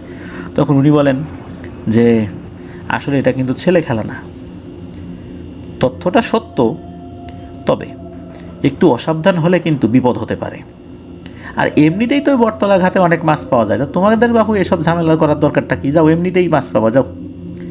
এদিকে যে সাত্তার, এ তো আর নড়ে না, কিন্তু ওদিকে মোর্শেদ আর ওই যে আঙ্কেল ঘটনা বলেছেন তার বাবা, তাদের কিন্তু এগুলোতে ওরকম আগ্রহ নেই। তো সাত্তারের প্রবল জোরাজোরিতে একটা পর্যায়ে কবিরাজ বলেন আচ্ছা ঠিক আছে আমি একটা জিনিস দিচ্ছি, তবে মনে রেখো যেই ডেড বডিটা দাহ করা হবে সেখানে যদি বেল কাঠ বা চন্দন কাঠের অংশ দিয়ে চিতা সাজানো হয় তাহলেই শুধু আমার দেয় মাদুলিটা ওখানে রেখে আসবা, অন্যথায় কিন্তু এই মাদুলিগুলো কাজ করবে না। এখন এই মাদুলিটা রাখা কি চারটিখানি কথা? এখন সাত্তার তো ওই চিতা সাজানোর সময় ওখানে দাঁড়িয়ে আছে, যখন চিতা সাজাবে আর কি, কিন্তু ওখানে এই মাদুলি রেখে আসবে কিভাবে? অনেক চেষ্টা করেও কিন্তু সুযোগ পাচ্ছিল না, কারণ সাত্তার তো মুসলিম, আর চিতা সাজানোর ওখানে সে যাবে, বিষয়টা কীরকম হয় না? তো এখন হয়েছে কি, ওইখানে আর একটা ছেলে আছে, সেই ছেলেটা হিন্দু ছিল, তার নাম ছিল হলো মিনু। এই ছেলেটা সারাদিন এই দেশি মদ, তারপরে তারি বলে, তারিটা হচ্ছে এই যে তাল গাছের এক ধরনের রস, যেটা সকালবেলা তালের রস নামানোর পরে দিনের বেলা যে অংশটা আসলে পড়ে, মানে যে রসটা পড়ে, এটাকে অনেকে তারি বলে, বা ওই রাতে পড়া তালের রসটা দিয়েও তারি তৈরি করা হয়। তো এরকম গাঁজা, তারি, ভাং এগুলো খেয়ে পড়ে থাকতো সারাক্ষণ, মানে লোকজন জানতো যে এই নেশাটা করে আর কি। তো এই মিনুকে সাত্তার বলে যে রে মিনু, এই যে এই কাজটা কর, এই জিনিসটা ওখানে গিয়ে রেখে আয়। তবে সাত্তার এটা দেখেছিল ওখানে চন্দন কাঠ না দিলেও বেল কাঠ দেওয়া হয়েছে, এই কারণে ওই মিনুকে বলছিল যে তুই দিয়ে আয়, তোকে তারি দিব, তারি। মিনু তো শুনে একদম আনন্দে আত্মহারা, তার কি আর এই সমস্ত বিষয়ের জ্ঞান আছে? মিনু কী করেছে, সে যেহেতু হিন্দু, সে টুপ করে ওই চিতার কাছাকাছি একটা জায়গায় ওই মাদুলিটা রেখে আসছে। তবে কবিরাজ বলে দিয়েছিল যে এই মাদুলিতে একটা জিন রয়েছে, এই জিনটা তোমাদেরকে কোনো হত্যাকারী জিন বা শ্মশানের যেই হত্যাকারী জিন থাকে তোমাদের উপর আক্রমণ করতে পারে, তার থেকে তোমাদেরকে রক্ষা করবে। তো এগুলো কিন্তু বলে দিয়েছিলেন। আর এই যে আঙ্কেল ঘটনা বলেছেন তার বাবা এবং মোর্শেদ জিন, এই কথা শোনার পর তারা কিন্তু চিন্তায় পড়ে গিয়েছিলেন। কারণ হলো এই সাত্তার বিয়ে করেছে কয়েক মাস, যদি কোনো অঘটন হয়ে যায় আর তারা বন্ধু হিসাবে জানতো ব্যাপারটা, তখন তো তার স্ত্রী বা অন্য গ্রামের অন্য লোকজন এই বিষয়টা নিয়ে অনেক তুলকালাম ঘটনা ঘটায় ফেলবে। আবার মোর্শেদ শহরে যাবে, তার একটা কাজ পেয়েছে, সে একটা চাকরি পেয়েছে সেখানে জয়েন করতে। এখন সবাই এই ব্যাপারটা নিয়ে আসলে অতটা মানে যতটা উদ্বিগ্ন, কিন্তু সাত্তারের মধ্যে এটা না। সাত্তারকে বারবার রিকোয়েস্ট করেছে যে সাত্তার কাজটা করিস না, নতুন বিয়ে করছিস, না জানি কোন ঝামেলা হয়, খুব বিপদ হতে পারে, তোর উপর বিপদ না আসলে তোর বউর উপর আসতে পারে। তখন সাত্তার সারে দৌড়, আমার বউ গেছে বাপের বাড়ি, কয়েকদিন পর আসবে, আর এই সুযোগে আমি এই কাজটা করি। এখন কি আর করা, তাকে তো আসলে কোনোভাবে বোঝানো যায় না, এই জন্য কিন্তু সাত্তারই এই কাজটা করেছে আর কি। কিন্তু অন্য দুইজন তার এই কাজের সাথে সম্মতি বা সংযুক্ত সরাসরি ছিল না, তারা নিষেধ করেছিল। আর বলা হয়েছিল যে এই কাজটা হয়ে যাওয়ার পর পূর্ণিমার রাতে যেন রাত গভীর হলে এ সাত্তার বেরিয়ে পড়ে কাজে। তার সাথে কিন্তু অন্য কেউ যাওয়া যাবে না, এই কাজে একজনকেই যেতে হয়, মানে একজনই মাছ ধরতে যাবে আর কি। তো যথারীতি সব কাজ সম্পন্ন হয়, তো সাত্তার বেরিয়ে পড়ে তার কাজে, সে একাই যাচ্ছে। আশেপাশে শুধু ঝিঝি পোকার ডাক, তার মনে এত সাহস থাকার পরও একটু ভয় কিন্তু কাজ করছে। অনিশ্চিত কিছু একটা ভাবতে ভাবতে সে শ্মশানে পৌঁছায়। চারদিকে স্তব্ধ পরিবেশের মাঝে মরা পোড়ানোর এক তিক্ত গন্ধ তার নাকে আসতে লাগলো। সে মনে মনে ভাবলো, আচ্ছা মরা তো পোড়ানো হয়েছে আরও 2 দিন আগে, তো ভালোভাবে তো পুড়েও গেছে, এত বিশ্রী গন্ধ কেন আসছে? এই 2 দিনের মধ্যে তো ওখানে অন্য কোনো মরা পোড়ানো হয় নাই। তো সে ওই চিতা যেখানে পোড়ানো হয়েছিল ওই ডেড বডিটা যত কাছে যায়, আর সেই গন্ধটা ততই ঝাঁঝালো হতে থাকে। অজান্তেই তার হাত পা কাঁপতে শুরু করলো। সে মূলত ওখানে গিয়েছে ওই যে সেই শরীর অংশটা আনার জন্য, যেটা পোড়ানো যায় না। সে তো কাছাকাছি যাচ্ছে, কিন্তু কেন যেন তার শরীরটা প্রচণ্ডভাবে কাঁপতে শুরু করলো। মনে হচ্ছে তার হৃৎপিণ্ড যেভাবে ধুকধুক করছে, শরীরের হাড়গুলোও ওই হৃৎপিণ্ডের স্পন্দনের সাথে টক্কর দিয়ে কাঁপাকাঁপি শুরু করেছে। হৃৎপিণ্ডের বাইরে অংশে যদি হাড় না থাকতো বা আমাদের বডির এই খাঁচা না থাকতো, তাহলে হয়তো বা হৃৎপিণ্ড কাঁপতে কাঁপতে বের হয়ে আসতো যে কোনো সময়। এরকম একটা স্পন্দন তার হচ্ছিল। কিন্তু স্পন্দন হচ্ছিল ঠিক আছে, সে যে খুব ভয় পেয়েছে বিষয়টা এরকমও না। হঠাৎ একটা শেয়াল ডেকে ওঠে। শেয়াল কিন্তু একবার ডেকে থামে না, কিছুটা সময় ধরে ডাকে, কিন্তু হঠাৎ করে একটা ডাক দেওয়ার পরপরই শেয়াল থেমে যায়। তো হঠাৎ করে এরকম শেয়ালের ডাক দেওয়ার কারণে এই সাত্তার উনি চিৎকার দিয়ে উঠেছেন। তবে ওনার চিৎকারের পরে আর কোনো শেয়ালের ডাক উনি শোনেন নাই। ঝিঝি পোকার আওয়াজ কিন্তু তখন ছিল, কিন্তু হঠাৎ করে ঝিঝি পোকার আওয়াজটা আস্তে আস্তে ক্ষীণ হতে থাকে, একটা পর্যায়ে থেমেও যায় সেই আওয়াজ।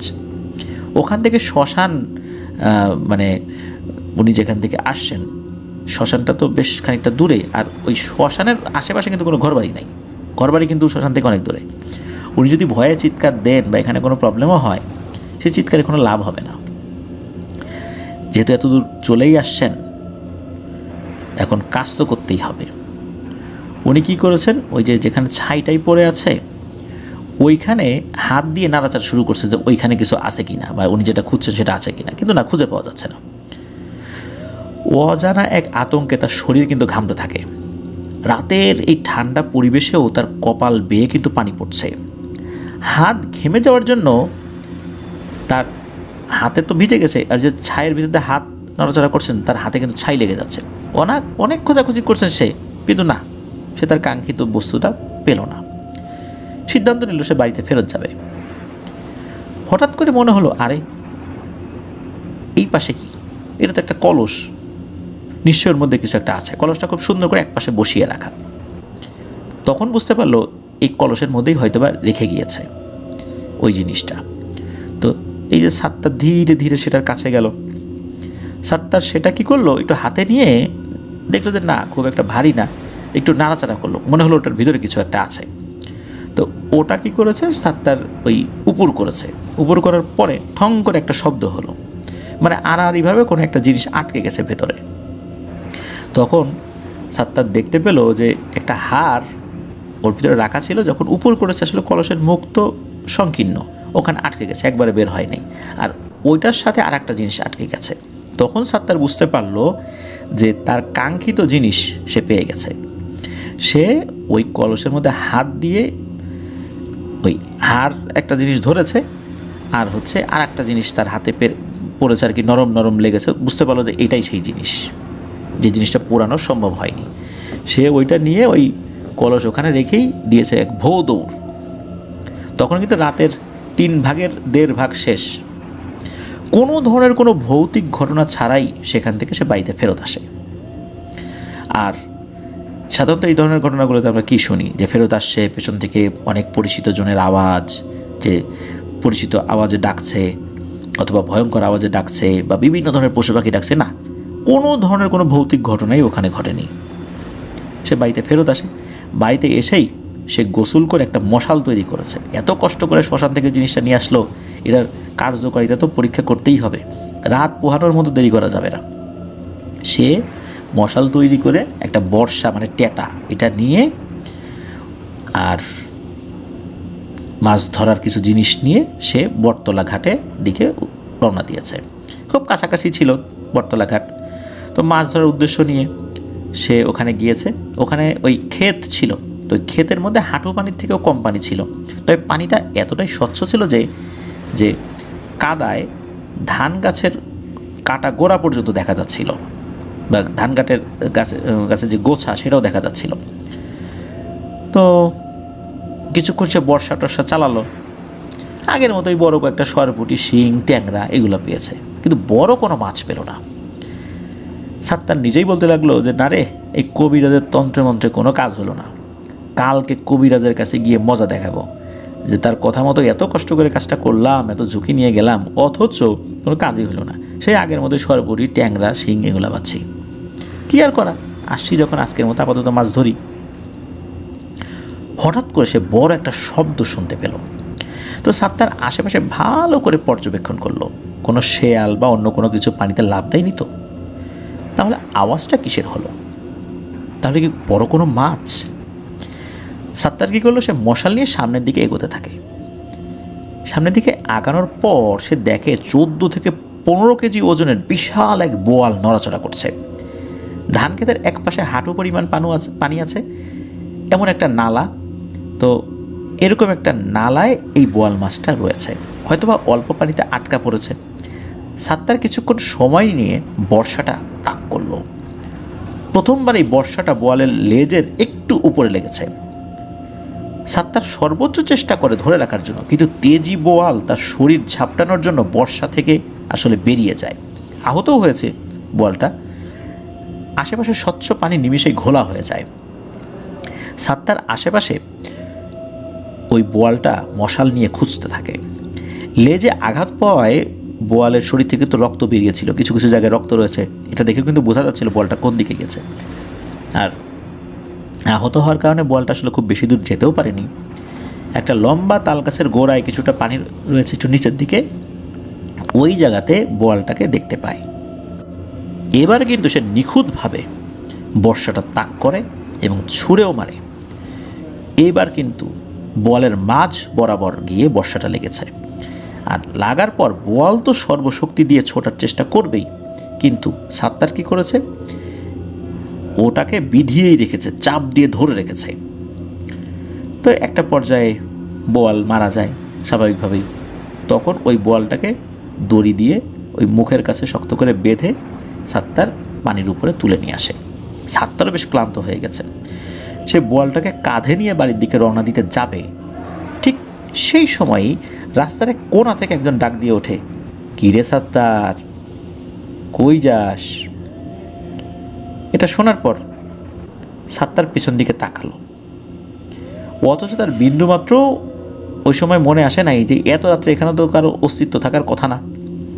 তো সাত্তার দেখে একটা লোক আলখেল্লা জাতীয় কিছু একটা পরে আছে, বা পর্যন্ত ঢাকা, কাপড়টা সাদাও না, আবার অন্য কি কালার মনে হচ্ছে, কালো, হয়তো ডিফারেন্ট কালার হতে পারে, কিন্তু রাত্রেবেলা কালো মনে হচ্ছে। তো ওই যে বললো যে, "কিরে সাত্তার, কোথায় যাস?" তো সাত্তার আবার বলে ওঠে, "হ্যাঁ আমি সাত্তার। তো এত রাত্রে বাবু তুমি এখানে কি করো? আমাকে ডাকাডাকি করছো কেন? তোমার গলা তো শুনে মনে হচ্ছে যে তুমি আমার পরিচিত না, তুমি এই গ্রামেরও না। তোমার বাড়ি কই?" তো কথা বলছে, বলার পর কোনো উত্তর আসে না। তো কথা বলার পর সাত্তার আবার সে যখনই বাড়ির দিকে রওনা শুরু করবে, হঠাৎ করে দেখে মানে তার সামনে ওই অভাবটা দাঁড়িয়ে আছে, তার থেকে সর্বোচ্চ 10 হাত সামনে। ওই অবয়বটা তার থেকে কিন্তু বেশ খানিকটা দূরে ছিল, মানে অপোজিট ডিরেকশনে ছিল। যখন ঘুরে তার বাড়ির দিকে রওনা দিয়েছে, কারণ ডাক্তার ছিল পেছন দিক থেকে, মানে তাল গাছের ওই দিকটা থেকে।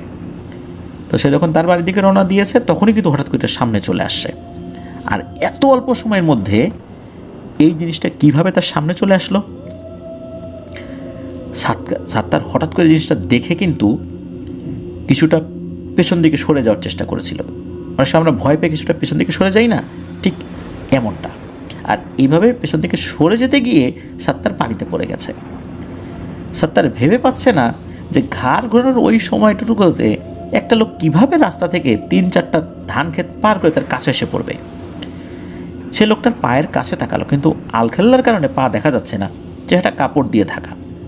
আবার সাত্তার আশেপাশে বিশ্রী আর তিক্ত গন্ধ অনুভব করতে লাগলো। এরই মধ্যে সাত্তার উঠে দাঁড়ায়। তো উঠে দাঁড়ানোর পর ওই তিক্ত গন্ধের কারণে সাত্তারের তো বমি আসার মতো অবস্থা। সাত্তার বুঝতে আসে আর তার বাকি থাকে না, তার সাথে খারাপ একটা কিছু হতে যাচ্ছে। তো লোকটা আবার বলছে, "কি রে সাত্তার, ভয় পেয়েছিস আমাকে দেখে?" তো এটা যখন বললো, এটা শোনার পর আসলে সাত্তার বুঝতে পারছে এটা কি মানুষ না মানুষ না। মনে হচ্ছে মানুষ, আবার মনে হচ্ছে মানুষ না। কেউ তাকে ভয় দেখাচ্ছে নাকি? এমন তো হতে পারে যে দুষ্টু বাচ্চারা ভয় দেখাচ্ছে, আবার এমনও হতে পারে তার 2 বন্ধু ভয় দেখাচ্ছে, তারা জানতো যে সে এখানে আসবে, মজা করতেই পারে বন্ধু বান্ধব। হতে পারে এক বন্ধু ওখানে ছিল আর এক বন্ধু পেছনে ছিল, একবার ডাক দিয়ে ও সরে গেছে আর একটা পিছনে চলে আসছে। তো আসলে উনি কনফিউজড হয়ে গেছেন আসলে ব্যাপারটা কি হচ্ছে। তো ওই লোকটা যখন বললো, "কিরে সাত্তার, ভয় পেয়েছিস?"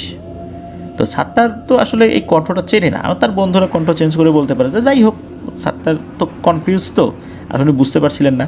তো সাত্তার জবাব দেওয়ার আগেই আর একটা প্রশ্ন করে, যে, "রে সাত্তার, তোর কাঁধে কি রে, বোয়াল নাকি?" সাত্তার এবার মনে সাহস নিয়ে বলল, "হ্যাঁ, বেশ বড় একটা বোয়াল। আর ভয় পাবো কেন আপনাকে দেখে? হাতে বর্ষা আছে না?" তখন ওই অবয়বটা বিশ্রী হাসি দিল এবং বলল, "অনেক দিন হলো কোনো বোয়াল খাই না রে, বোয়ালটা আমায় দিয়ে দে।" সাত্তার বলল, "না হে বাপু, তোমাকে বোয়াল দিতে পারবো না। কালকে আমার বাড়িতে রান্না হবে, তোমার নিমন্ত্রণ থাকলো, এসে খেয়ে যেও।" তখন ওই লোকটা রাগী গলায় বলল, তা হবে না, তুই আমাকে এখনই বোয়ালটা দিয়ে দে।" সাত্তার বলল, "এই পানিতে এত বড় মাছ আবার কবে পাবো তা তো আর জানি না। আমাদের গ্রামে আকরাম নামে একটা লোক ছিল, সে বছর 2 আগে একটা বড় গজার পাইছিল। তারপরে আমি আজকে এত বড় একটা বোয়াল পেলাম, আমি তো তোমাকে এটা দিচ্ছি না।" ওই লোকটা বলল, "বোয়াল তো আমি নেবই।" এই বলে সে এগোতে লাগলো, আর তিক্ত গন্ধটাও বাড়তে লাগলো। সাত্তার, সে বলল, "আর এক পা এগোলে কিন্তু বর্ষা দিয়ে তোর বুক ফুটো করে দেবো, খবরদার সামনে আগাবি না।" এই কথা বলার পর ওই লোকটা সাত্তারের উপর আক্রমণ করে বসলো। শুরু হয়ে গেল ধস্তাধস্তি। আসলে বর্ষাটা তার দিকে নিক্ষেপ করার আসলে সময় সুযোগ পায় নাই।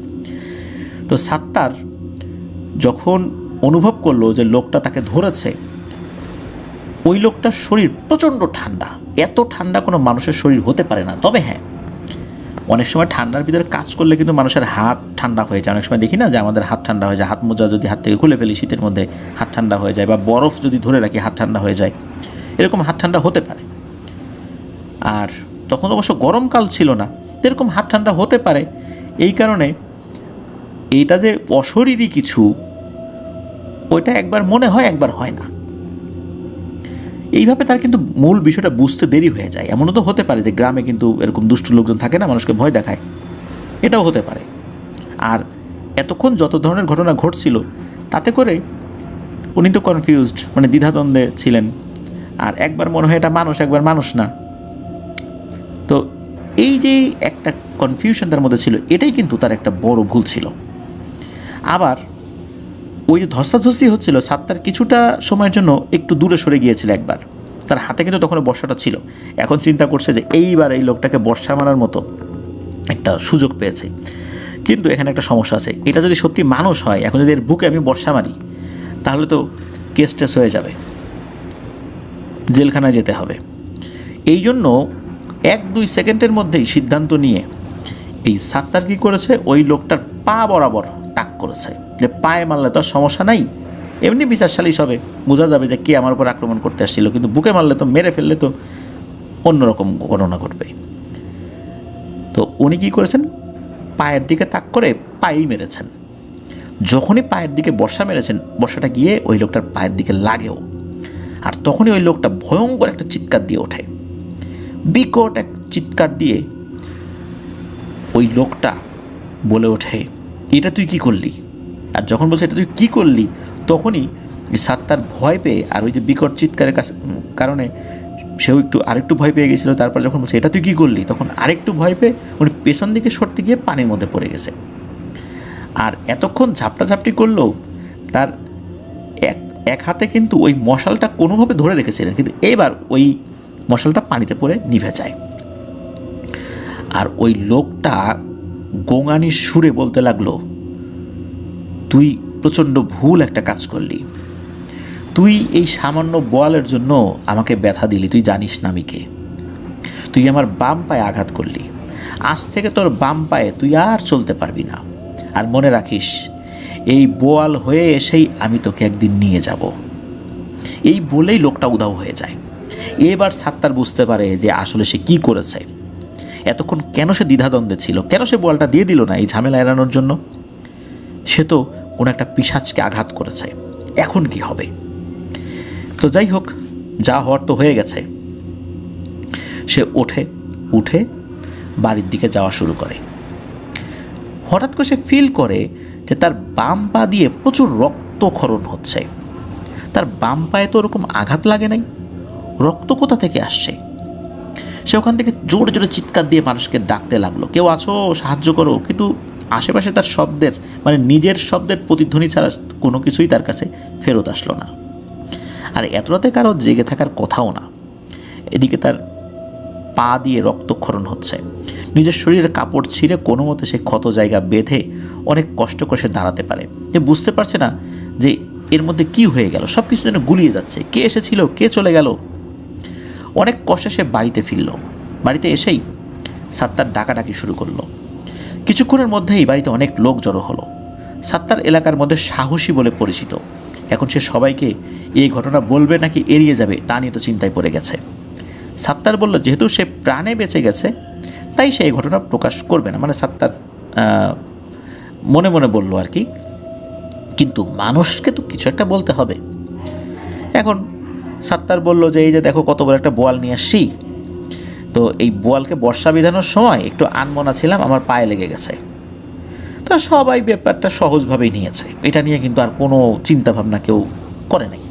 কারণ এই বিষয়টা যদি বলতে চায় তাহলে এটা নিয়ে যদি মানুষজন অনুসন্ধান শুরু করে, অনুসন্ধান করতে করতে ওই যে যেই একটা শ্মশানে গিয়ে সে একটা অপকর্ম করে আসছে এটা তো সামনে চলে আসবে। তখন তো ওই হিন্দু সম্প্রদায়ের লোকেরা খুব মনক্ষুণ্ণ হবেন, বিচার সালিশ হবে, কেন সে এই কাজটা করলো, তো সামাজিকভাবে তাকে বয়কট করা হতে পারে, মানে অনেক কিছু কিন্তু সে চিন্তা করে বিষয়টা এড়িয়ে গিয়েছিল। তো যাই হোক, লোকজন তো সহজভাবে সব কিছু বুঝে চলে গেছে। তো এদিকে তার বন্ধু মোর্শেদ এবং এই যে যেই আঙ্কেল যার বাবা আর কি তার দুই বন্ধু আর কি সাত্তারের, এরা দুইজন তো আসে, এরা দুজন এসে বলতেছে আমাদের 3 বন্ধুদের মাঝখানে যদি কারো হাত বা নিশানা সবচেয়ে পাকা থাকে সেটা হলো তুই। তোর নিশানা ভুল হবে, আর নিশানা ভুল হয়ে তোর পায়ে বিঁধবে। এই বেটা তুই ট্যাটা মারবি সামনে, ট্যাটা তোর পায়ে বিঁধলো কীভাবে? আর তুই না শ্মশানে যাবি, তো তুই আবার মাছ ধরতে গেছিলি। তখন ওই সাত্তার বিরক্ত সুরে বলল আর কি, আরে না রে, ওই এমনিতেই আর কি হয়ে গেছে, ভুল হয় না, হাত থেকে অনেক সময় ছুটে পড়ে গেছে, আর শ্মশানে যাইনি, মানে সেই বিষয়টা এড়িয়ে যায়। তবে উনি ওই সময় যখন বলছিলেন খুব ঘেমে যাচ্ছিলেন, বন্ধুদের কাছে মিথ্যা কথা বলছেন, এটা তো ঠিক হচ্ছে না, চিন্তা করছেন, কিন্তু তারপরেও ওই সময়ের প্রেক্ষাপটে উনি সত্য কথা বলেনও নাই। এদিকে তার স্ত্রী তো বাড়িতে ছিল না, কয়েকদিন পরে আসার কথা ছিল, খবর হয়ে যায় যে তার স্বামী আহত হয়েছে, উনি তো দ্রুত চলে আসছেন, নিজের স্ত্রীর কাছে উনি ব্যাপারটা বলেন নাই। ওই দিন দুপুরবেলা সেই কবিরাজ তার বাড়িতে আসছিল। কবিরাজের মুখে চিন্তার ছাপ। ওই কবিরাজ সাত্তারকে বলল, আচ্ছা সাত্তার, তুমি কি কালকে শ্মশানে গিয়েছিলে? আর তোমার এই অবস্থা কী কারণে হয়েছে আমাকে বলো তো। সাত্তার একটা কথারও সঠিক উত্তর দেয়নি। এদিকে তার মনে একটা ভয় কুরে কুরে খাচ্ছে, সেটা হচ্ছে যে তার সাহসের সুনাম চারদিকে আছে। এখন যদি সত্য কথা বলি তাহলে তো মানুষ টিটকারি করবে। এখন নিজের সাহসের সুনাম টিকানোর জন্য অনবরত মিথ্যা কথা বলেই যাচ্ছে। এখন কবিরাজ বলছেন যে আমি যে জিনটা শ্মশানে পাঠিয়েছিলাম তোমাকে রক্ষা করার জন্য, ওই জিনটার ফেরত আসেনি। অন্য জিন দিয়েও খবর নেওয়া যাচ্ছে না যদি কোনো অঘটন হয়ে যায়। এই জন্য তোমার বাড়িতে আসলাম যে আসলে ঘটনাটা কি বলো তো, তাহলে আমি কিছুটা হলে বুঝতে পারবো। তো তুমি তো মনে হচ্ছে সত্যি কথা বলো নাই আমার কাছে, যাই হোক আমি আমার বাড়িতে চলে যাই। এই বলে কবিরাজ বাড়িতে চলে যায়। এরপরে সাত্তার আরও ভয় পেতে লাগলো যে না জানি কি হয়, কিন্তু এই ভয়টা ধীরে ধীরে কেটে যেতে লাগলো, কারণ কোনো কিছুই হচ্ছে না, মানে সব কিছুই স্বাভাবিক। এইভাবে প্রায় মাস 2 চলেও গেল, কোনো অঘটনও ঘটলো না, তার পাও সুস্থ হয়ে গেল। কিন্তু সাত্তার ঠিক করে হাঁটতে পারতো না, একটু খোঁড়ায় হাঁটতো আর কি, মানে খোঁড়া করে হাঁটতে হতো আর কি তাকে। একদিন হয় কি, সকালবেলা সাত্তারের স্ত্রী সাত্তারকে বলছে যে দেখো আমি রাত্রে একটা স্বপ্ন দেখছি, স্বপ্নটা এরকম যে তুমি নৌকা নিয়ে যাচ্ছ, একটা বড় বোয়াল তোমাকে খাওয়ার জন্য আসতেছে, এত বড় হা করছে, মনে হচ্ছে যে নৌকা সহ তুমি সহ তার মুখের মধ্যে ঢুকে যাবা। সাত্তার প্রথম বিষয়টা পাত্তা দেয় না, আরে ও কিছু না, তুমি দুঃস্বপ্ন দেখছো। কিন্তু টানা কয়েকদিন তার স্ত্রী একই স্বপ্ন দেখে এবং সেই বিষয়টা সাত্তারকে বলে। এরপর সাত্তারের মনে ভয়ের সঞ্চার হয়, ফলশ্রুতিতে রাতের বেলা সে যে মাছ ধরতো শখে শখে, এটা ছেড়ে দেয়। এক অজানা ভয় কিন্তু সাত্তারকে আসলেই গ্রাস করতে থাকে, যেটা কাউকে সে প্রকাশ করতো না। তো কোনো এক দাবার ছকে পেয়াদার মতো আসলে সে অসহায় হয়ে আছে, সে নিজেও জানতো না আসলে ব্যাপারটা কি, কেন সে এত ভয় পাচ্ছে। আসলে তো কোনো ভয়ঙ্কর ঘটনা তার সাথে ঘটছে না, শুধু ওই সময় ঘটেছিল। এই ব্যাপারগুলো সে খুব সুচতুরভাবেই চেপে গিয়েছে। একদিন সাত্তার শ্বশুরবাড়িতে গিয়েছে, আর শ্বশুরবাড়িতে যাওয়ার পরের দিন এই যে আঙ্কেল ঘটনা শেয়ার করেছে, তার বাবাকে নিমন্ত্রণ দিয়েছে যে তুমি পরের দিন আসবা, আমি গেলাম, পরের দিন মানে রান্নাবাড়া হবে, আসবা, তোমার নিমন্ত্রণ। এদিকে ওই আঙ্কেলের বাবা তো পরের দিন সাত্তারের বাড়ি শ্বশুরবাড়িতে গিয়েছে আর কি, যেহেতু দাওয়াত ছিল। তো দুপুরবেলা এই আঙ্কেলের বাবা এবং সাত্তার একটা কাঁঠাল গাছতলায় বসে কথা বলছিল। হঠাৎ তারা দূর থেকে মোর্শেদ, আরেকজন বন্ধু যে সাত্তারের, মোর্শেদের মতো কেউ একজন এগিয়ে আসছে, এটা তাদের মনে হয়। কিছুক্ষণ পরে মনে হয় হ্যাঁ এটা মোর্শেদই। তো মোর্শেদ তাদের কাছে আসে। তো সকালে আসার পরে মোর্শেদ বলতেছে, সকালে তো বাড়িতে আসছি, শুনলাম যে তোমার শ্বশুরবাড়িতে নিমন্ত্রণ জানাইছো, তো একজন তো চলে আসছে, আমি নিমন্ত্রণ পেয়ে দ্রুত চলে আসলাম, আর শুনতে পাইলাম যে তুমি আস্তে আস্তে অসুস্থ হয়ে যাচ্ছ, এরকম বলছে আর কি। এখন এটা তো বলবেই। সাত্তার বলে, আরে না তেমন কিছু না, আসলে শরীরে হয়তো অসুখ টসুখ করছে এই জন্য আর কি। বেশ কিছুক্ষণ তারা আড্ডা দিল, বিশেষ করে এই যে মোর্শেদ শহরে গিয়েছিল, শহরে কি দেখলো না দেখলো। এরপরে তাদের কথা বলার আর কোনো টপিক ছিল না, কী বিষয়ে কথা বলবে বুঝে পাচ্ছিল না। মানে নির্দিষ্ট কোনো টপিক নাই, এলোমেলো কথা বলছে, কথার মাঝখানে কিছুক্ষণ থেমে আছে, হয় না এরকম? আমরা অনেক সময় কথা বলি, কোন টপিকে কথা বলবো বোঝা যাচ্ছে না। তো তারা কিছুক্ষণ চুপ করে রইল। তখন একটা লোক একটা বোয়াল মাছ কিনে হাট থেকে যাচ্ছিল ওই দিকটা দিয়ে। তখন সাত্তার বলল, তোদের একটা মজার ঘটনা বলি শোন। এই কথা বলার পর ওই রাত্রে যা যা ঘটেছে সব ঘটনা খুলে পড়ল। এটা শোনার পর মোর্শেদ প্রচণ্ড ঘামতে শুরু করলো। তার মুখ দিয়ে কোনো কথা বেরোচ্ছে না, মোর্শেদের তার শরীর কাঁপছে। এক অজানা আতঙ্কে মোর্শেদের চোখ বড় বড় হয়ে গিয়েছে। মোর্শেদ কাঁপা কাঁপা গলায় বলতে লাগলো যে সর্বনাশ হয়ে গেছে রে। তখন অন্য দুজন বলছে, সাত্তার এবং এই আঙ্কেলের বাবা, বলছে কী হয়েছে? তখন বলতেছে যে তোকে বোয়াল হয়ে এসে নিয়ে যাবে। আরে তোর শ্বশুরবাড়িতে আসার সময় আমি মিষ্টি নিয়ে আসবো চিন্তা করলাম, এখন দেখি মিষ্টির দোকান বন্ধ, এখন খালি হাতে আসি কীভাবে, যেহেতু একটা কাজ পাইছি, বিষয়টা কেমন দেখায় না? তখন রাস্তা একটা লোকের সাথে দেখা, দেখি বড় সাইজের একটা বোয়াল মাছ, 8 থেকে 9 কেজি হবে আর কি। তো আমাকে খুব সস্তায় দিয়ে দিল। তো ওইটা নিয়ে তোর শ্বশুরবাড়িতে আসলাম, আসার সময় তোর শ্বশুরবাড়িতে যখন গেছি বললো যে তোরা এখানে, তখন ওইটা ওখানে রেখে তারপর এখানে আসছি। আর এমনিতেই তো বোয়াল তোর পছন্দের মাছ, এটা নিয়ে আসছি। এই কথা শোনার সাথে সাথেই সাত্তার এবং এই যে আঙ্কেলের বাবা তারাও প্রচণ্ড ভয় পেতে থাকেন। আসলে কি সাত্তারের সেই কঠিন সময় ঘনিয়ে এলো? না হলে মোর্শেদ কেন মাছ নিয়ে আসবে, তাও বোয়াল মাছ, তাও এক অজানা লোক এত সস্তায় 8-9 কেজি বোয়াল দিয়ে দিল পানির দামে? এটা কি কারণে? তখন কি করেছে এই তিনজনই?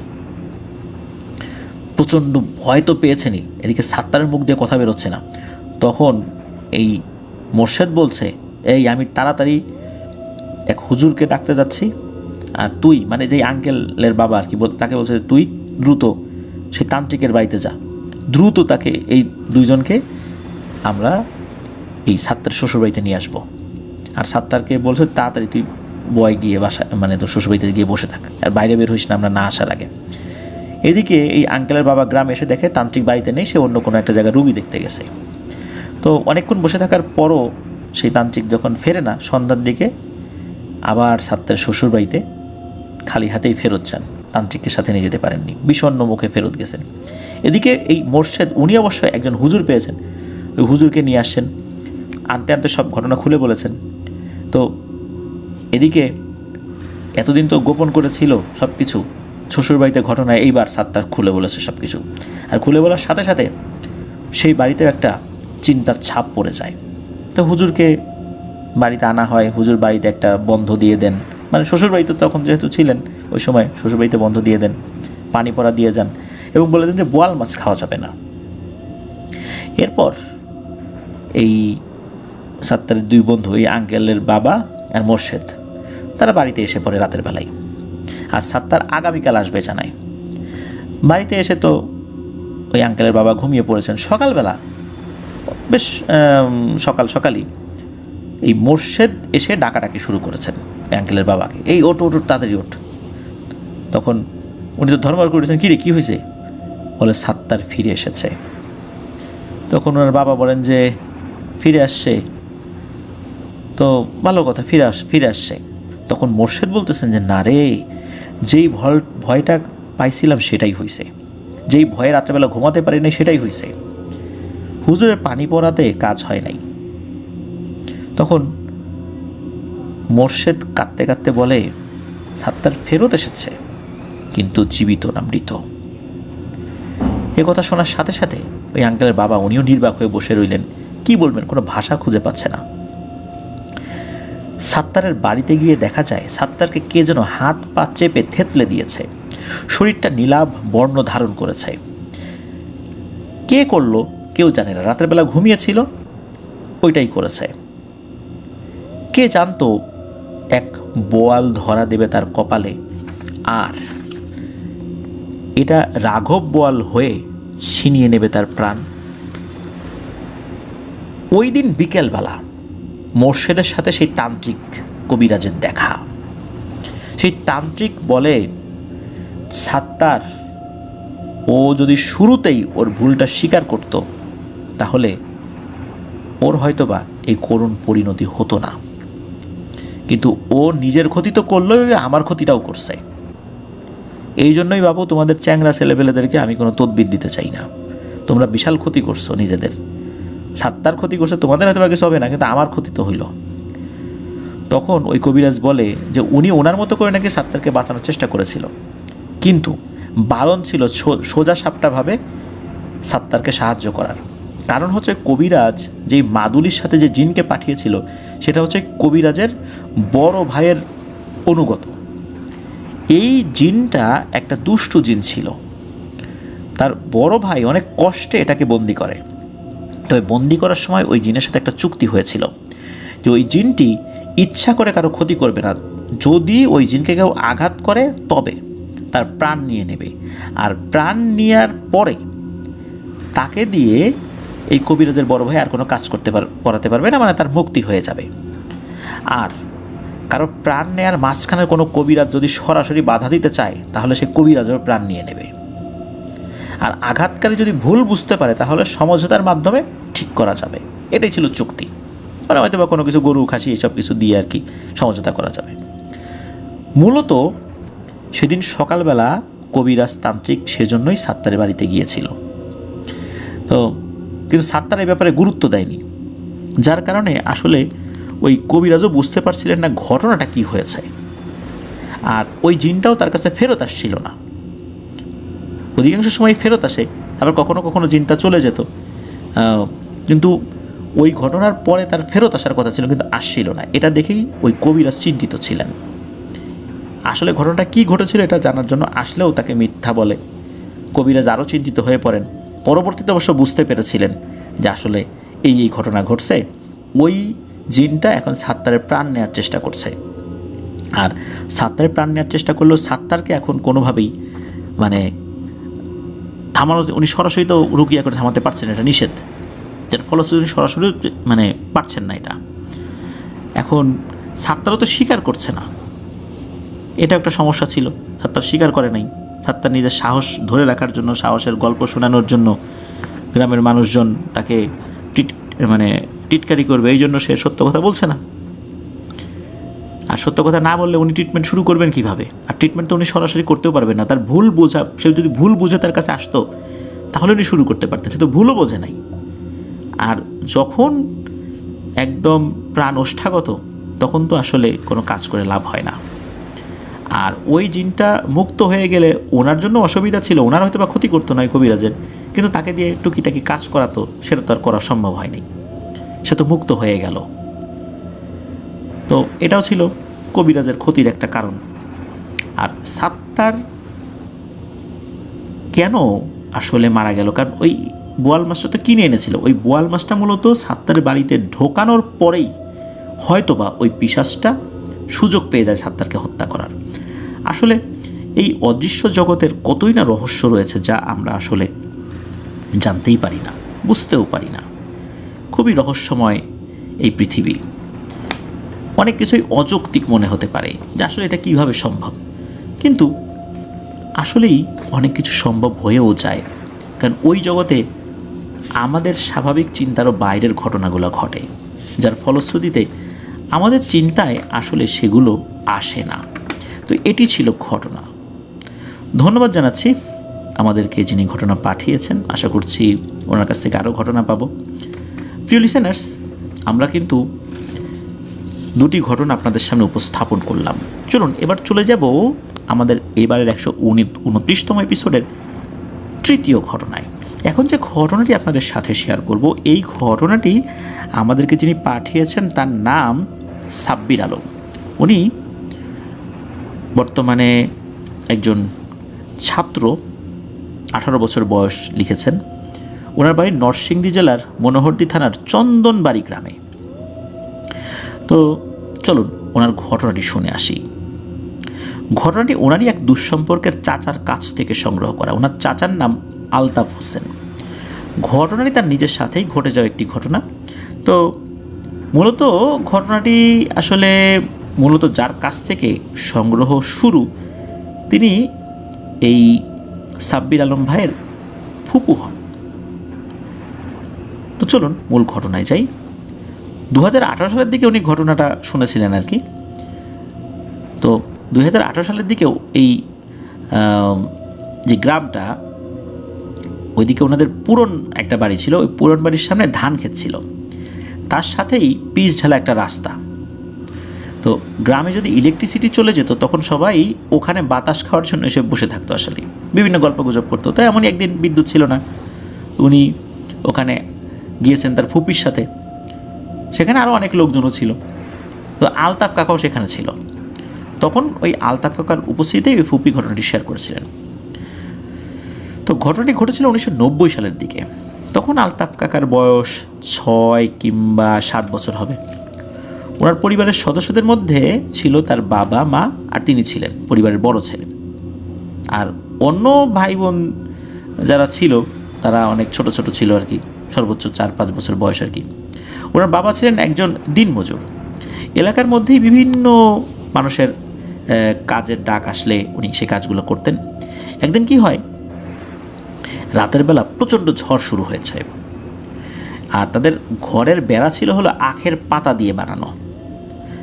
তো ঝড় শুরু হচ্ছে, মনে হচ্ছে ঘরও ভেঙে যাবে। এরই মধ্যে কী হয়েছে, এই আলতাফ কাকা উনি বলে ওঠেন উনি ওয়াশরুমে যাবেন।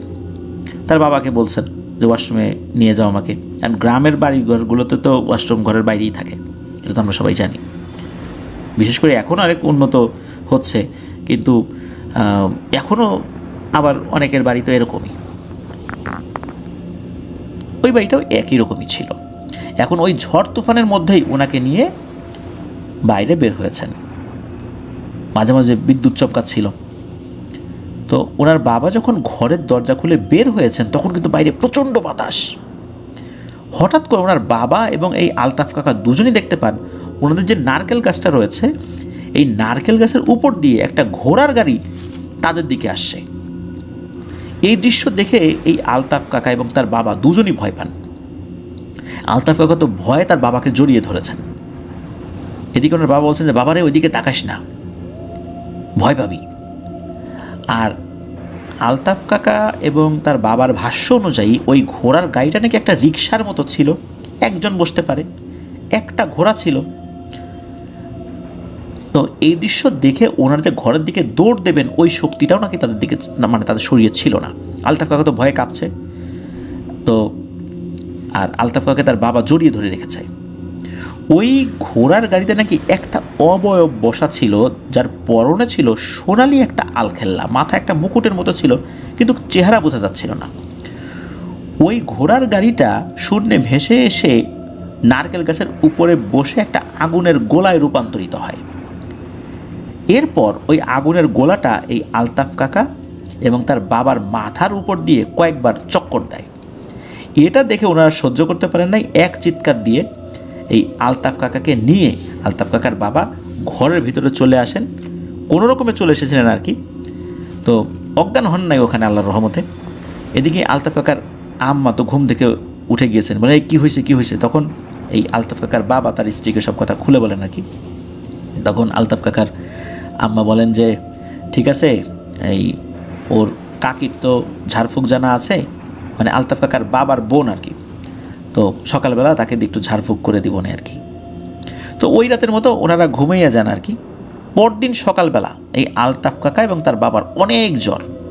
তো জ্বর থাকার পরও যেহেতু উনি দিনমজুর ছিলেন, একদিন কাজে না গেলে তো আসলে বাড়িতে আহার জুটবে না, উনি ওই জ্বর নিয়েই কাজে গিয়েছিলেন। তাকেও ঝাড়ফুঁক করানো হয়, তার বোন ঝাড়ফুঁক করে, পানি পড়াও খাওয়ানো হয়। কিন্তু 3 দিনের মাথায় আলতাফ কাকার বাবা আল্লাহর ডাকে সাড়া দিয়ে চলে যান। আলতাফ কাকার যদিও বা কিছু হয়নি, উনি ভয় পেয়েছেন, জ্বর আসছিল, ঝাড়ফুঁক করলে আল্লাহর রহমতে উনি ঠিক হয়ে যান। আলতাফ কাকা উনি বিয়ে শাদী করেছেন, ওনার স্ত্রী বাচ্চা কাচ্চা রয়েছেন। আলতাফ কাকা বর্তমানে সৌদি আরবে রয়েছেন। আর এখনও উনি ওই রাত্রের ঘটনার জন্য খুব আফসোস করেন, নিজেকে দোষী ভাবেন যে ওই রাত্রে উনি ওয়াশরুমে যাওয়ার কথা না বললে তো ওনার বাবা বের হতেন না। আর উনি তো ইচ্ছা করে বলেননি, কারণ ওয়াশরুমে যাওয়ার চাপ আসলে আসলে তো বাইরে যেতেই হবে। তো উনি বলেন যে ইস, কেন যে আমি বাবাকে নিয়ে বাইরে বের হলাম। আর ওই জিনিসটা যে কী এটাও কিন্তু আর জানা যায় নাই। যেরকম একটা ঘোড়ার গাড়ির মতো অবয়ব, অনেক সময় আমরা দেখি যে এই ধরনের গাড়ি দেখি যে শুধু একজন বসতে পারে, ধরেন একটা রিক্সা, রিক্সার সামনের যে অংশ প্যাডেল থাকে ওইটা নাই, ওইখানে একটা ঘোড়া রয়েছে। আর একজন লোক বসে আছে মাথায় মুকুট পরা সোনালি আলখেল্লা, যিনি ওই ঘোড়াটাকে চালাচ্ছেন। মূলত এটা ভয়ের কারণেই হয়েছিল, ভয়ের কারণেই মানে এতটা ভয় পেয়েছিলেন যে ওনারা আর সহ্য করতে পারেননি। যদি ওই অবয়বটা আর বড় ধরনের ক্ষতি করতই তাহলে আলতাফ কাকাকেও ক্ষতি করতেন, কিন্তু আলতাফ কাকাকে কিন্তু আর কোনো ক্ষতি করেনি সে। মূলত এতটাই ভয় পেয়েছেন যে আলতাফ কাকার বাবা মারা গিয়েছিলেন। ভয় এমন একটা জিনিস যে কোনো ধরনের কোনো প্যারানর্মাল বিষয় না থাকলেও ভয়ঙ্কর কিছু হয়ে যেতে পারে, যেমনটা আমরা বিভিন্ন সময়ে শুনি। আর এই ঘটনায় ভয়ঙ্কর কিছু আছে, কিন্তু সেই ভয়ঙ্কর কিছু মানুষকে আক্রমণ না করেও ভয়ের কারণে মানুষ মরে যেতে পারে, এই ঘটনা তার একটা জলজান্ত উদাহরণ। তো এটি ছিল ঘটনা। তো প্রিয় লিসেনার্স, আসলে আমরা যখনই ভয় পাবো তখনই চেষ্টা না অবশ্যই সেটা আমাদেরকে করতে হবে যেন আমরা দোয়া দুরুদ পড়ি এবং যিনি ভয় পেয়েছেন তাকে সান্ত্বনা দিতে হবে যাতে করে তার ভয়টা আস্তে আস্তে কেটে যায়। আমরা যদি তাকে আরও বেশি করে ভয় দেখাতে থাকি যে এই তুই তো শেষ, তুই তো মরে যাবি, তাহলে কিন্তু উনি আরও ট্রমাটাইজড হয়ে যাবেন। ফলশ্রুতিতে তার আরও ক্ষতি হতে পারে। এমনও হতে পারে কোনো প্যারানর্মাল বিষয় না, কিন্তু আমরা তাকে আতঙ্ক দিতে দিতে তাকে একদম এমন লেভেলে নিয়ে যাই যে উনি সত্যিই বিশ্বাস করতে শুরু করেন যে উনি আসলে ভূত দেখেছেন। আসলে সেটা কোনো কিছু ছিল না, এটা তার মনের ভুল বা কোনো একটা ছায়া দেখেছেন। আর এভাবেই কিন্তু একটা মানুষের বড় ধরনের ক্ষতি হয়ে যায়। তো এই কারণে আমরা মানুষকে আতঙ্কিত করব না, আগে শুনবো বিষয়টা কি হয়েছে, প্রথমে তাকে সান্ত্বনা দিব, তারপরে প্রয়োজনীয় পদক্ষেপ নিব ইনশাল্লাহ। প্রিয় লিসেনার্স, চলুন আমরা চলে যাব আমাদের এবারের এপিসোডের পরবর্তী আরও একটি নতুন ঘটনায়। তো এবারের ঘটনাটি আমাদেরকে যিনি পাঠিয়েছেন তার নাম হচ্ছে আলামিন। ওনার বাড়ি টাঙ্গাইল জেলার ঘাটাইল উপজেলার দেউলাবাড়ি ইউনিয়নের দেউলাবাড়ি গ্রামে। আর যার ঘটনাটি মূলত আমরা বলতে যাচ্ছি তিনি এই আলামিন ভাইয়েরই ছোট মামা। তার বাড়ি হচ্ছে টাঙ্গাইল জেলার মধুপুর থানায়, যাকে বলা হয় আনারসের শহর বাংলাদেশের আর কি। তো যাই হোক, ঘটনাটি শুরু করি আমরা। তো ঘটনার রাত্রে হালকা হালকা বৃষ্টি ছিল, মাঝে মাঝে বিদ্যুৎ চমকাচ্ছিল। তো ওনার যে মামা, ওনারা বন্ধুরা মিলে সবাই আলোচনা করেন যে মাছ ধরার জন্য জঙ্গলে যাবেন। জঙ্গলের মাঝে একটা ঝিলের মতো রয়েছে, তো তার মধ্যে বৃষ্টির দিন মাছ আরও বেশি পাওয়া যাবে। তো বাড়ির আশেপাশে ছিল গজারি বন। মধুপুরে তো প্রায় 3/1 অংশ নিয়ে গজারি বন রয়েছে। তারপর বন্ধুদের সাথে পরামর্শ করে রাত 8টার দিকে সবাই মাছ ধরার জন্য যা যা প্রয়োজন তাই নিয়েই বেরিয়ে পড়েন। গজারি বনের মধ্য দিয়ে এই বাড়ি থেকে ওনাদের পৌঁছাতে প্রায় 40 মিনিটের মতো সময় লাগে। তো পৌঁছানোর পর সবাই মিলে বসে মাছ ধরার সামগ্রী রেডি করছিলেন। সবার যখন মাছ ধরার সামগ্রীগুলো রেডি, তখন মাছ ধরার জন্য একদম প্রস্তুত হয়ে গিয়েছেন আর কি। সবাই যা যার মতো মাছ ধরছে, সেই মামাও ধরছে। এভাবে 1-2টা মাছ পেয়েছেন আর কি। এরপর সবাই মিলে একটু বিশ্রামের জন্য একটু উঁচু জায়গায় বসেছেন। তো ওনারা আবার ধূমপান করতেন, যার কারণে সবসময় সিগারেট, গ্যাস লাইট সাথেই থাকতো। তো সিগারেট ধরিয়ে সবার সাথে হাসি তামাশা ওনারা করছিলেন। তো এর মধ্যে এই মামার হাতে থাকা সিগারেটটি শেষ হয়ে যায়। তখন উনি বলেন যে আমার একটু ওয়াশরুমে যাওয়ার দরকার, একটু জল বিয়োগ করতে হবে, তো আমি একটু সাইডে যাচ্ছি। তখন ওনার এক বন্ধু ছিল, তার নাম হলো খলিল। তো তিনি আবার বলেন যে যাস, একটু পরে যা, খুব বেশি চাপ না থাকলে। এই যে সামনের নালায় নাকি অনেক মাছ দেখে আসছে আমাদের একজন, চল তাড়াতাড়ি ওইদিকে যাই, পরে ওইদিকে গিয়ে জল বিয়োগ করিস। তখন উনি অন্য কিছু না ভেবেই এই খলিলের সাথে চলে আসেন। তো উনি তো খলিলের সাথে চলে আসছেন, তখন কিন্তু ওনার বাকি বন্ধুরা ওনাকে আর খলিলকে দেখেননি। উনি যখন ওই ওয়াশরুমে যাওয়ার জন্য কিছুটা এগিয়ে, তো ওখানে তো ওয়াশরুম নাই, জল বিয়োগ করার জন্য কিছুটা এগিয়েছেন, তখন আর কি খলিল তাকে ডেকেছিল আর কি। তো এখন খলিলের সাথে উনি চলে যাচ্ছেন। এখন উনি তো আর কোনো কিছু, ওনার বন্ধুরা যে তাকে দেখছে না এটা আর উনি খেয়াল করেন নাই। হ্যাঁ, এদিকে উনি তো খলিলের সাথে পানির মধ্যে নামেন মাছ ধরার জন্য। ওনারা কিন্তু মাছ ধরার জন্য টেটা নিয়ে গেছেন, তারপরে ঝাঁকি জাল নিয়ে গেছেন। হ্যাঁ, উনি দেখেন যে খলিল অনেক মাছ ধরছে, আর ওনার সামনে দিয়ে মাছ লাফালাফি করছে, কিন্তু কাছে এগোতে আর মাছ দেখা যাচ্ছে না। উনি যখন লাইটের আলো বন্ধ করেন তখন সামনে দিয়ে মাছ লাফালাফি, কিন্তু লাইট জ্বালানোর পর আর মাছ দেখতে পাওয়া যায় না। তো এটা কেমন কথা, মাছ দেখতে পাওয়া যাবে না কেন? তখন উনি ওই খলিলকে বলেন, বন্ধু তুমি না বললা যে এখানে অনেক মাছ আছে, এইটা বলে আমার নিয়ে আসলা। তখন খলিল বলে যে হ্যাঁ মাছ আছে তো, তা তুমি মাছ ধরো নাই কেন? তখন উনি বলেন যে কই, আমি তো একটা মাছও ধরতে পারতেছি না। তখন খলিল বলে, এই দেখো আমার খাল হইতে কতগুলো মাছ, আর তুমি বলতেছো মাছ নাই না, দূর মিয়া তুমি মাছই ধরতে পারো না। তখন এই মামা আবার বলেন যে খলিল, আমি যখন লাইট জ্বালাই তখন মাছ দেখতে পাই না, আর মাছ থাকলে তো পানিও নড়াচড়া করবে, তো লাইট জ্বালানোর পরে তো পানি নড়াচড়াও না, আর মাছ যদি লাইটের আলো দেখে পালায় তো পানি নড়াচড়া কেন দেখি না?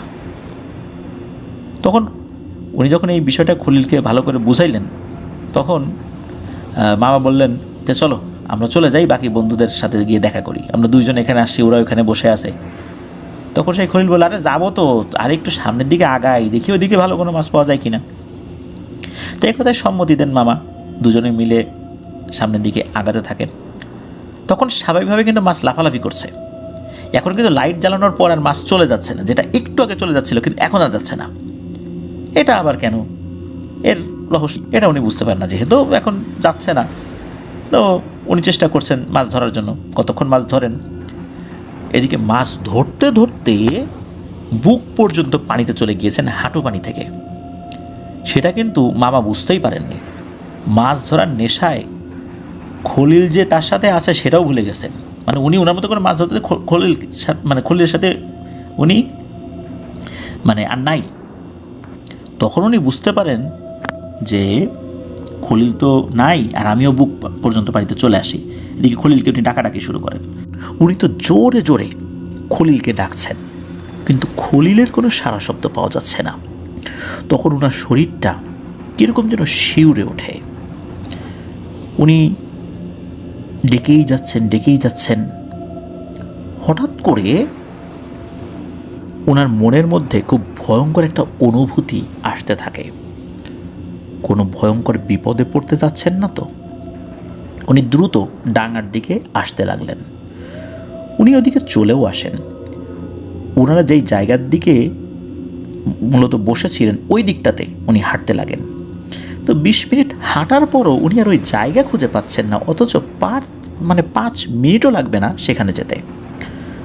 তখন ওনার বুঝতে বাকি রইল না যে ওনার সাথে কি ঘটতে চলেছে।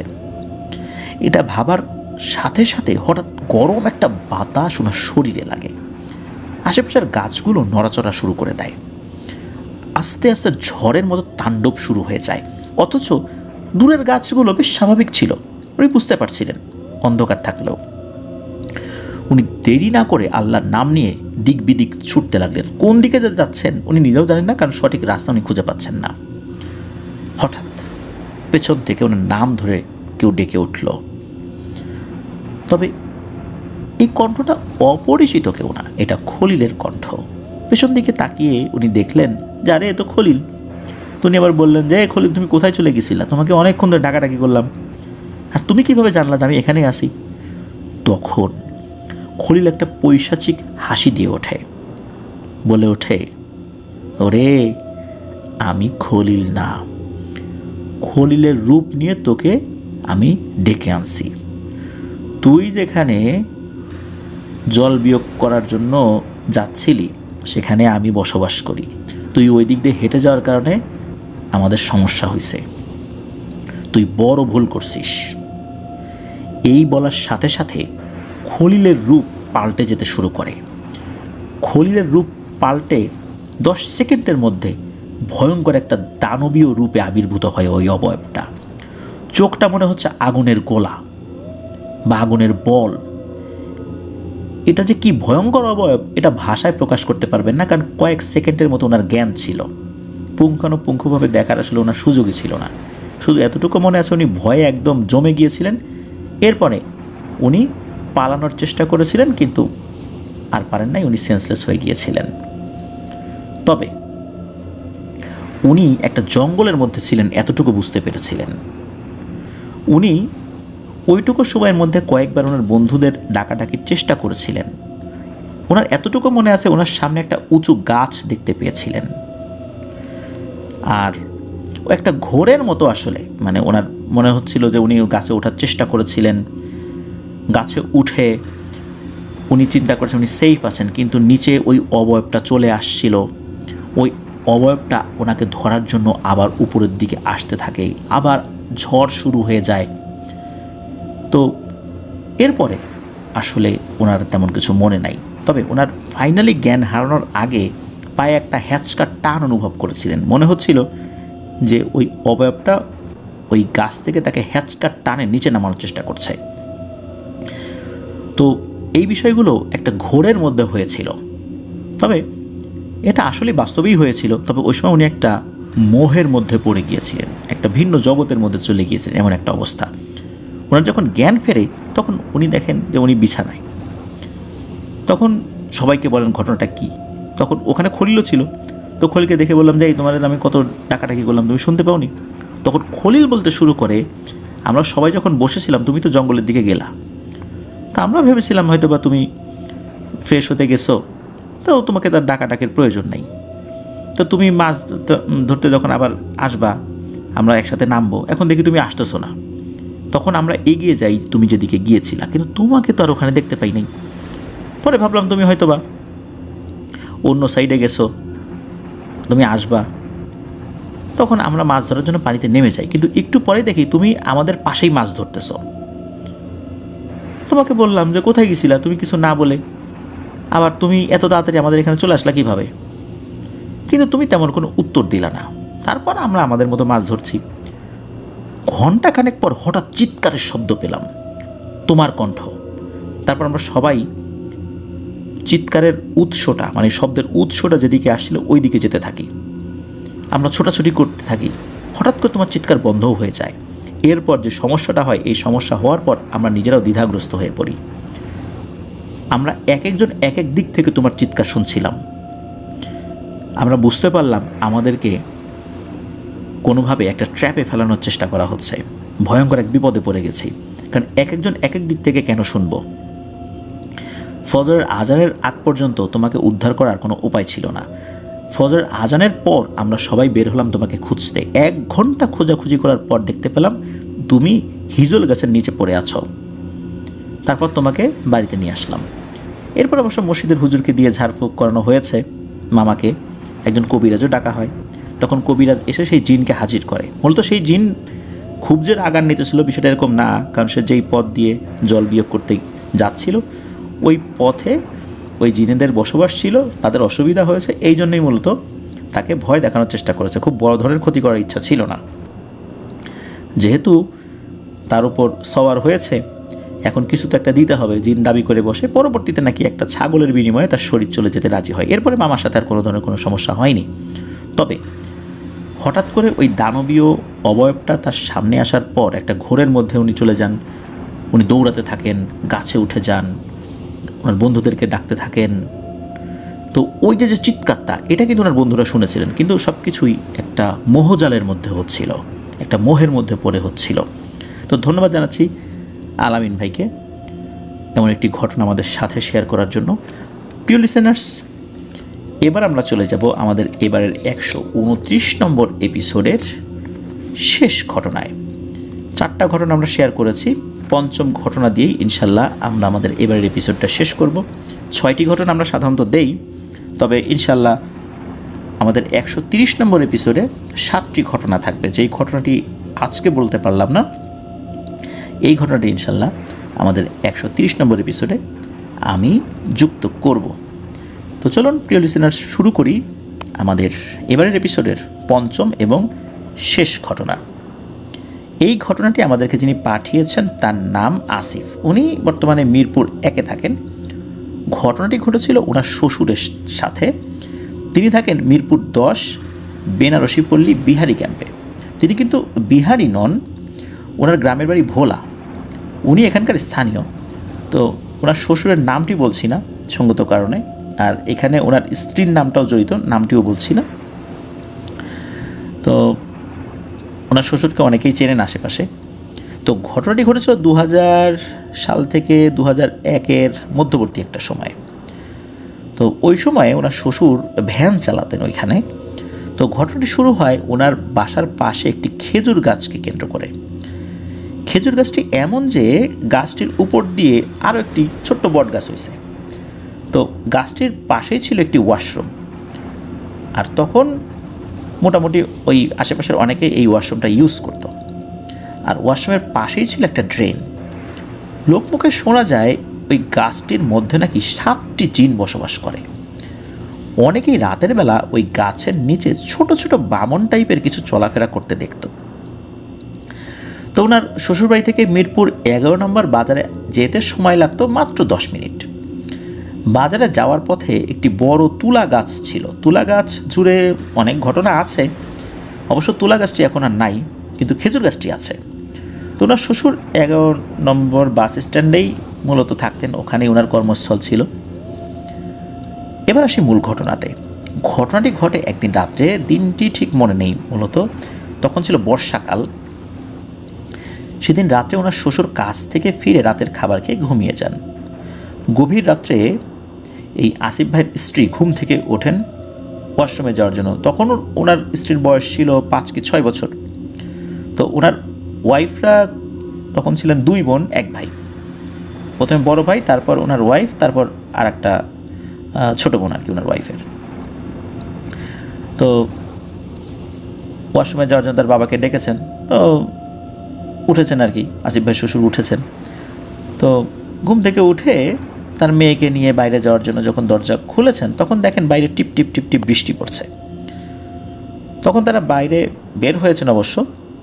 তো বলে রাখা ভালো, ওনার শ্বশুর বাড়ির দরজা থেকে ওই ওয়াশরুমটা খুব ভালোভাবেই দেখা যেত, মানে কাছাকাছি আর কি।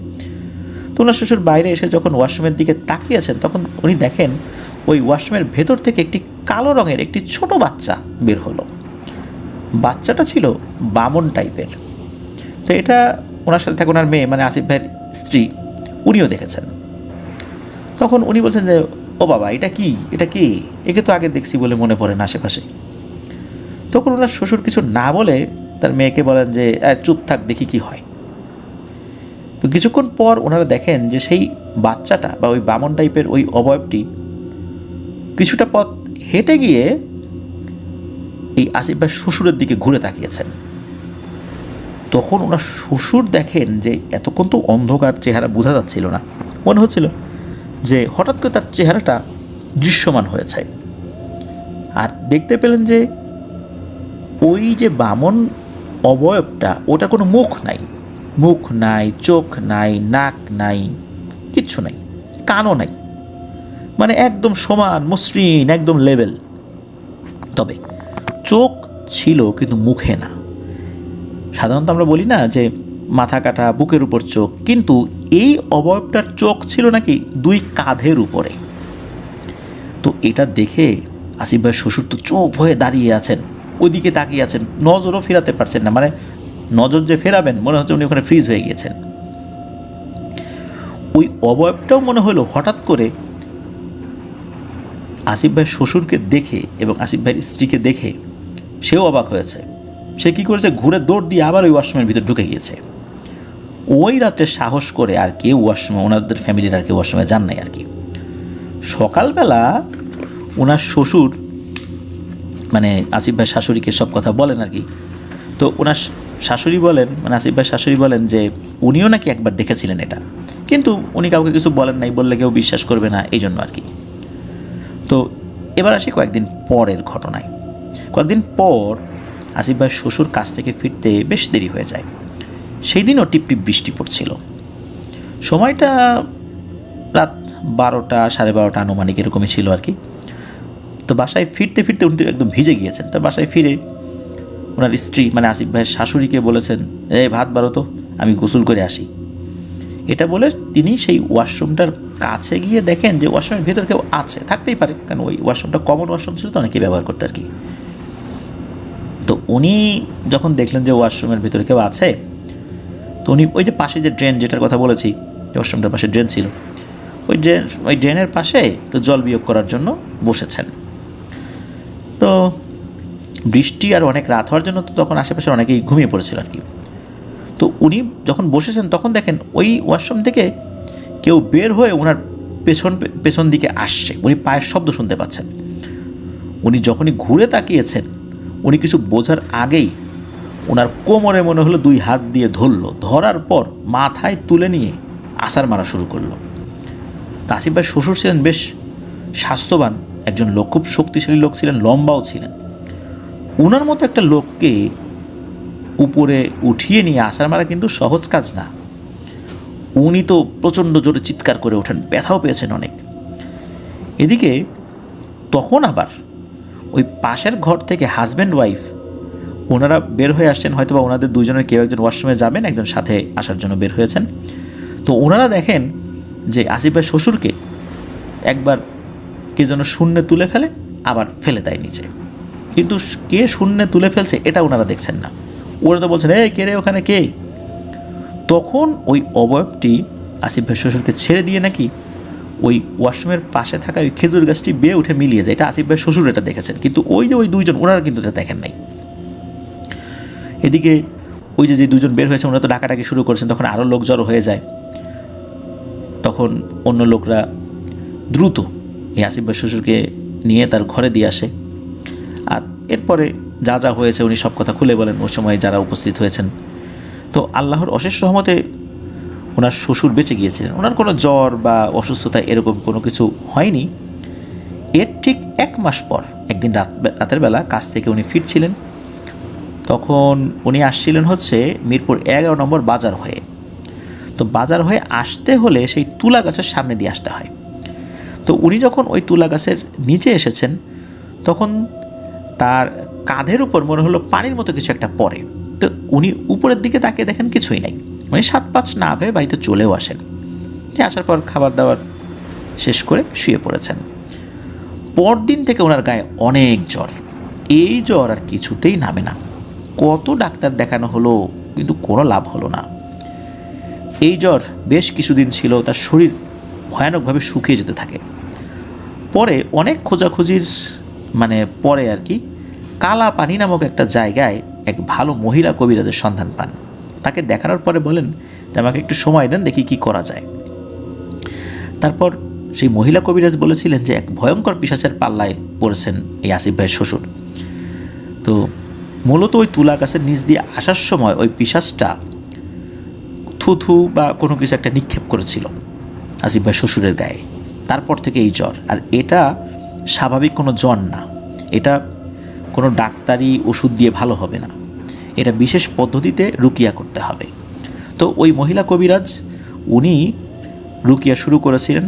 আল্লাহর রহমতে আসিফ ভাই শ্বশুর সুস্থ হয়ে গিয়েছিলেন এবং কিছু আমল শিখিয়ে দেন, সবসময় এই আমলগুলো করতে বলেন। তো উনি এটা মেনে চলেন। আস্তে আস্তে আল্লাহর রহমতে উনি সুস্থ হয়ে যান আর কি। আলহামদুলিল্লাহ উনি ভালো আছেন। আর আসিফ ভাই বর্তমানে একটি সোয়েটার ফ্যাক্টরিতে চাকরি করছেন। প্রিয় লিসেনার্স, আমাদের এবারের এপিসোডটা এ পর্যন্তই ছিল। আমি চেষ্টা করেছি একটানা যতগুলো ঘটনা আছে সবগুলো বলে যাওয়ার জন্য। আরও একটি ঘটনা ছিল, আমি বলতে পারলাম না সঙ্গত কারণে। ইনশাল্লাহ পরের এপিসোডে 7টি ঘটনা বলবো, সেখানে আজকে যে ঘটনাটি বলতে পারলাম না সেটাও ইনশাল্লাহ যুক্ত করব। প্রিয় লিসেনার্স, যারা ধৈর্য ধরে এপিসোডটি শুনলেন সকলকে ধন্যবাদ জানাচ্ছি।